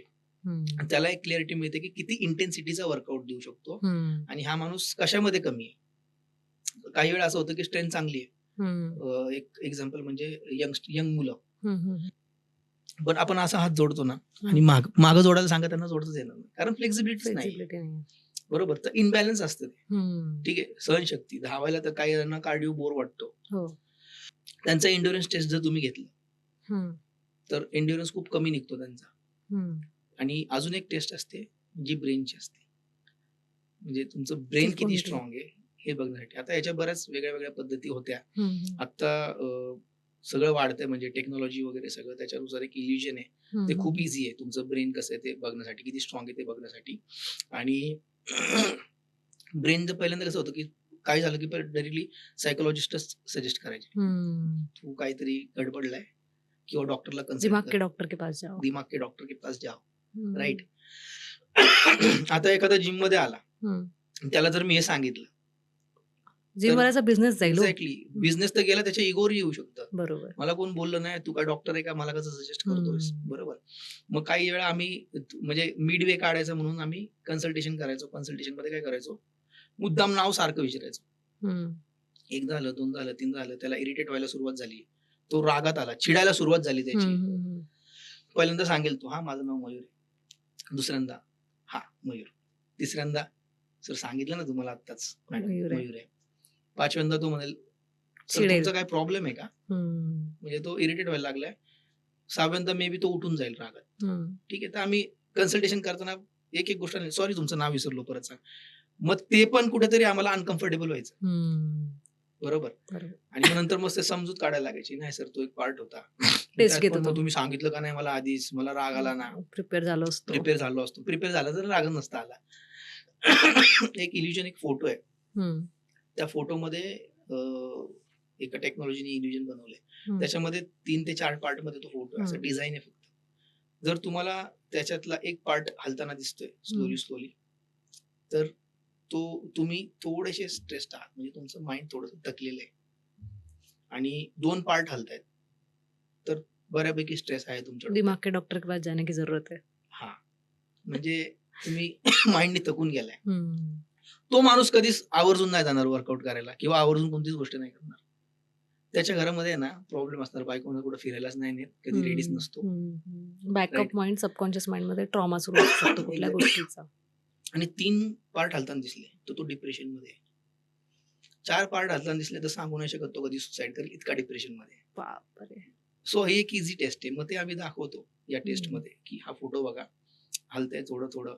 आणि हे एक आहे ज्याच्यावर कोणतीच जबाबदारी नाहीये. हं, जो कुठल्या प्रेमाच्या चक्करमध्ये नाहीये, हं, कोणाच्या मागे वेडा नाहीये. अशा मुलांना तुम्ही जर दाखवलं किंवा व्यक्तीला दाखवलं, तर त्याला ते स्टेबल तो म्हणतो नाही काही झालं. स्टेबल आहे. याच्यावरती खूप रिसर्च झाले नंतर. हं, आणि लहान मुलांना ते स्टेबल म्हणजे फोटोसारखा फोटोच दिसतो. पण ज्याला खरंच टेन्शन आहे किंवा जबाबदाऱ्या आलेल्या आहेत, ज्याला कळतंय की आता लाईफ संपत चालली आहे किंवा आता हं, लाईफ नाही, आता मला जबाबदार, मला काय करायचंय? त्याला ते 1 पार्ट, 2 पार्ट, 3 पार्टच्या जो खूपच टेन्शनमध्ये लोन्स किंवा ई-एम-आयज, हं. जबाबदाऱ्या, औषध, पाणी, आजार, स्वतःचे टेन्शन्स, जॉबचं टेन्शन, बॉसचे ताण हे सगळं त्याला ते 3 पार्ट आणि ज्याने गिव्ह केलंय लाईफमध्ये, त्याला ते सगळं हालताना दिसणार. बापरे! त्याची खूप काळजी घेण्याची गरज आहे. ही ब्रेनची टेस्ट एक आहे, एक एंड्युरन्सची सांगितली, हं, फ्लेक्सिबिलिटी हं. सांगितली. या टेस्ट तुम्ही करू शकता. जिम लावायच्या ही आधी. हेल्प करेल तुम्हाला. कमाल. एकंदरीत आता आपण फिटनेसबद्दल बोललो, डाएटबद्दल बोललो आणि काय कसं नियोजन करायला पाहिजे. पण नेहमी डॉक्टर सांगतात, की 8 तास झोप ही खूप महत्त्वाची आहे. तर जिम आणि झोपेचा किती संबंध आहे आणि त्याने तुमची बॉडी कशी रिफ्लेक्ट होऊ शकते? जिमच फक्त असं नाहीये, बट स्लीप हे 100% रिलेट करतं याला. याच्यामध्ये कसं आहे, एक स्लीप म्हणतो आपण आणि क्वालिटी स्लीप म्हणतो. हं. ठीक आहे.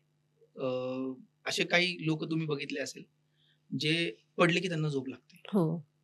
असेही बघितले सुखी असेल असतात ते. सुखी. त्याला क्वालिटी स्लीप म्हणतो आपण हं. आणि सकाळी उठतात पण फ्रेश. बरोबर? असे काही माणसं बघितली असतील तुम्ही, या कुशीवरून त्या कुशीवर, त्या कुशीवरून या कुशीवर. चालूच असतं, बट झोप काही येत नाही. बरोबर? बरोबर. मग आणि मग मागून आवाज पण येतात त्यांना. "अरे झोप की, किती हालचाल करतोयस, किती हे हं. करतोयस." नाही येत झोप काय. आता तसं नाही होत. आता काय करतात मोबाईल आहे. तर असं स्क्रोल करत अननेसेसरी राहतात. स्क्रोलिंग करा, सोशल मीडियावरती एंगेज राहा. बट काय की झोप पडल्या-पडल्या झोप नाही येते. हं. ठीक आहे? तर ती आणि त्याच्यानंतर काही लोकं असेही असतात, की झोपले की खूप घोरतात. हं. म्हणजे लिटरली मी असं बघितलंय, की अ, आपण बाजूला जर झोपलेलो असेल ना, हं. तर लिटरली ती जी फ्लोर आहे ना, तो व्हायबल करतो. इतकं हो. घोरतात. आणि राइट? घोरणं हे नॉर्मल नाही, हा आजार आहे, खूप मोठा असं आजार आहे. सगळ्यांनी सांगितलं आहे. पण एक्सेप्ट नाही करत. थकलं की घोरतो असं म्हणतात लोकं. म्हणतात, बट तो मिथ आहे. हं. घोरतो कधी माणूस? ज्यावेळेस त्याच्या ह्याच्यात म्हणजे एअरमधनं हं. लंग्सपर्यंत ऑक्सिजन नाही जात. बापरे! त्यावेळेस तो असा म्हणजे सक्शन हां, जसा असतो ना, हां. तसं बॉडीचे सिस्टम्स त्याला देतात, की जात नाहीये ऑक्सिजन ओढून घे. बापरे! मग तो ओढायचा प्रयत्न करतो. मग याचा अर्थ काय आहे? डेंजर साइन आहे, की तुमच्या लंग्सपर्यंत ऑक्सिजन जात नाहीये. ऑक्सिजन जर नाही गेलं हं, आणि बॉडीमध्ये गॅसेस, कार्बन डायऑक्साइडचं प्रमाण वाढलं, तर तो गुदमरणार. तुम्ही बघितलं हं. असेल गोंधळ माणूस आता मध्येच हां, गडबडून उठतो. दचकतो. म्हणजेच ऑक्सिजन नाही गेलेलं आहे आणि ब्रेनने सांगितलं आता उठ आणि ऑक्सिजन घेण्याचा प्रयत्न कर. हं, सो ही पण क्वालिटी स्लीप नाहीये. ठीक आहे. तर याच्यामध्ये काय आहे, परत की तुम्हाला जर क्वालिटी स्लीप पाहिजे, तर चांगलं खाणं आणि एक्सरसाइज हे हेल्प कसे करणार? एक तर माणूस मेंटली थकतो. हं, मेंटली रिफ्रेशमेंट हं, आणि फिजिकली थकतो. ती फिजिकल रिफ्रेशमेंट आहे. हं. ठीक आहे. म्हणजे तुम्ही वाईट जर खाल्लं, तर ती मेंटल रिफ्रेशमेंट नाही होणार. राइट? बरोबर. आणि जर तुम्ही बॉडीला कष्टच नाही दिले तुमच्या, हं, फक्त बसूनच आहात, तर ती मला वाटते काहीतरी एक 1ली-2रीच्या ह्याच्यात एक धडा होता राणीची झोप म्हणून. हं, हं, हं. तिला केव्हा कळालं ते? त्या धड्यामध्ये तुम्हाला फार. माहिती असेल, ज्यावेळेस ती काहीतरी काम दिवसभर हं, बसलेली आहे दासी पंखा देते तिला, म्हणजे हं. तिच्यासारखी लाईफ त्या दासीला वाटत होतं. पण ती दासी झोपायची रात्री. कारण की ती काम करायची. काम करती, हालचाल चालू आहे तिची. तिच्या डोक्यात नेहमी काहीतरी हं, एक्सरसाइज चालू, हं, म्हणजे हं. एक्सरसाइज म्हणजे काही विचार चालू आहे, की हे करा, ते करा. हिच्या डोक्यातही काही नाही आणि हिची शारीरिक हालचाल सुद्धा नाही. बरोबर.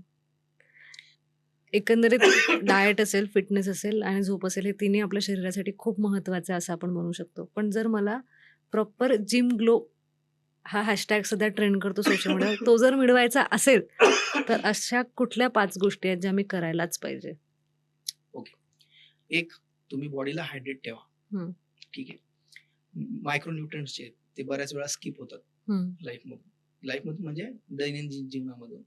मायक्रो न्यूट्रिएंट्स जे आहेत, त्यांना तुम्ही प्रेफरन्स द्या. म्हणजे प्युअरली ज्याच्यामधनं आहेत, मिळतात गोष्टी, विटॅमिन्स वेगळ्या-वेगळ्या प्रकारचे. हं. त्याच्यानंतर तुम्हाला सांगतो मिनरल्स आणि इव्हन अँटीऑक्सिडंट्स. त्याचे रिच फूड जे आहेत, त्यांना प्रेफरन्स द्या. ॲट एका मीलमध्ये तरी ते तुम्ही ठेवा. हं, दुसरं, 8 अवर्स 7 to 8 अवर्सची स्लीप जी आहे, ती हं, सेट करून घ्या. आणि इव्हन तुम्ही म्हणजे डोळ्याचं तेज म्हणा हं. किंवा आईजची हेल्थ म्हणा, स्किन त्यासाठी तुम्ही सन एक्सपोजर घ्या. सकाळचा जो सन एक्सपोजर, व्हिटॅमिन आता डी. बरेच जण आहेत जे 10 वाजता लिटरली सन एक्सपोजर घेतात. त्याच्यात फक्त चटके मिळतात. व्हिटॅमिन डी नाही मिळत. ठीक आहे. सो थंडीमध्ये बिफोर 10, हं. बट उन्हाळ्यामध्ये बिफोर 7, म्हणजे ओके. सकाळी 7 वाजताच्या आत. तुम्ही ह्या गोष्टी जर केल्या तर तुमची स्किन ग्लो पण चांगलं राहील. तुम्हाला कुठल्या कॉस्मेटिकची गरज नाही लागणार. हं, 5वी टिप सगळ्यात महत्त्वाचं. जिमलाच जायला पाहिजे असं काही नाहीये. ठीक आहे. हं, 2-3 योगाचे प्रकार आहेत. ठीक आहे. जे ब्रीथिंग वरती आणि माउथच्या एक्सप्रेशन्स वरती आहेत. हं. ते 2 प्रकार तुम्ही फक्त दिवसातनं फेसियल 3च राउंड. मिनिट, हं. 3च मिनिट जरी केले, तरी तुम्हाला फेशियलची कधीच गरज नाही पडणार. तुम्ही आता करून दाखवू शकता त्या 3 एक्सरसाइज? हां. हं. ॲक्चुअली मी आता सोफ्यावर बसलोय. हं. तर मी बसून नाही, पण तुम्हाला वज्रासनात बसायचंय. ओके. हां. वज्रासनात बसून तुम्हाला हात तुम्ही असे मागे ठेवा हं. फक्त. जीभ एकदम बाहेर काढा, हं. जितकी काढायची. जीभ पूर्ण बाहेर काढा, जितकी काढता येईल. हं. आणि जोरात श्वास घ्या, हं. जोरात सोडा आणि ओरडायचा प्रयत्न करा थोडं हां. हं. असं वज्रासनात हं. बसून तुम्ही हे 3 मिनिट जरी केलं, तरी तुम्हाला कोणत्याच फेशियलची गरज नाही लागणार. बापरे! कमाल. एकंदरीत बोलायला गेलं तर फिटनेस हा जो विषय आहे आणि विंटर फिटनेस आणि हा खूप मोठा विषय आणि आपण भरभरून अजून 1-1.5 तास बोलू शकतो. ऑलरेडी हा पॉडकास्ट मला वाटतं 1-1.5 तासाचा झाला असेल. झालं असतं. तर आज तुम्ही जे काही मुद्दे कव्हर केले ते खरंच मला वाटतं की आमच्या ऑडियन्ससाठी हेल्पफुल असणार आहेत. तर थँक यू सो मच. तुम्ही तुमच्या वेळातला वेळ काढून आज आम्हाला वेळ दिला आणि इतकी महत्त्वपूर्ण माहिती आमच्या ऑडियन्सपर्यंत पोहोचेल आता त्यासाठी धन्यवाद. ओके. आणि महाराष्ट्र जागरणला सुद्धा मी खूप मनापासून धन्यवाद करतो, की एक्सपोजर नाहीये मॅडम. बरेच आमचे एक्सपर्ट आहेत हं. फिटनेस इंडस्ट्रीमध्ये. पण आणि आम्हाला आवडतं, म्हणजे आमचे एक्सपर्टीज जर कोणाच्या कामी आल्या, हं. म्हणजे खूप गोष्टी तुम्ही मला विचारल्या होम रेमेडीजच्या, हं, हं, हं. त्याच्यातली एकही गोष्ट कोणी केली आणि त्याला जर त्याचा फायदा झाला, तर मला खरंच आवडेल आणि ह्याचं माध्यम महाराष्ट्र हं. जागरण आहे. त्यासाठी खरंच धन्यवाद तुमचं सुद्धा. खूप खूप धन्यवाद सर तुम्हाला पण. म्हणजे एकंदरीत आज आपण विंटर फिटनेसबद्दल बोललो आहोत. त्याबद्दल मग प्री वर्कआउट असेल, पोस्ट वर्कआउट असेल, मील काय घ्यायला पाहिजे, कुठल्या टेस्ट करायला पाहिजे जिम लावायला, या सगळ्या गोष्टी आम्ही कव्हर केल्या आहे. तरीही आमच्याकडून जर काही टॉपिक सुटला असेल तर तुम्ही आम्हाला कमेंट बॉक्समध्ये नक्की सांगा की पुढे तुम्हाला कुठल्या विषयावरती पॉडकास्ट बघायला आवडेल. तोपर्यंत छान जिम लावा, हेल्दी राहा, स्वस्थ राहा, मस्त राहा आणि महाराष्ट्र जागरणला फॉलो, शेअर, सबस्क्राईब करत राहा.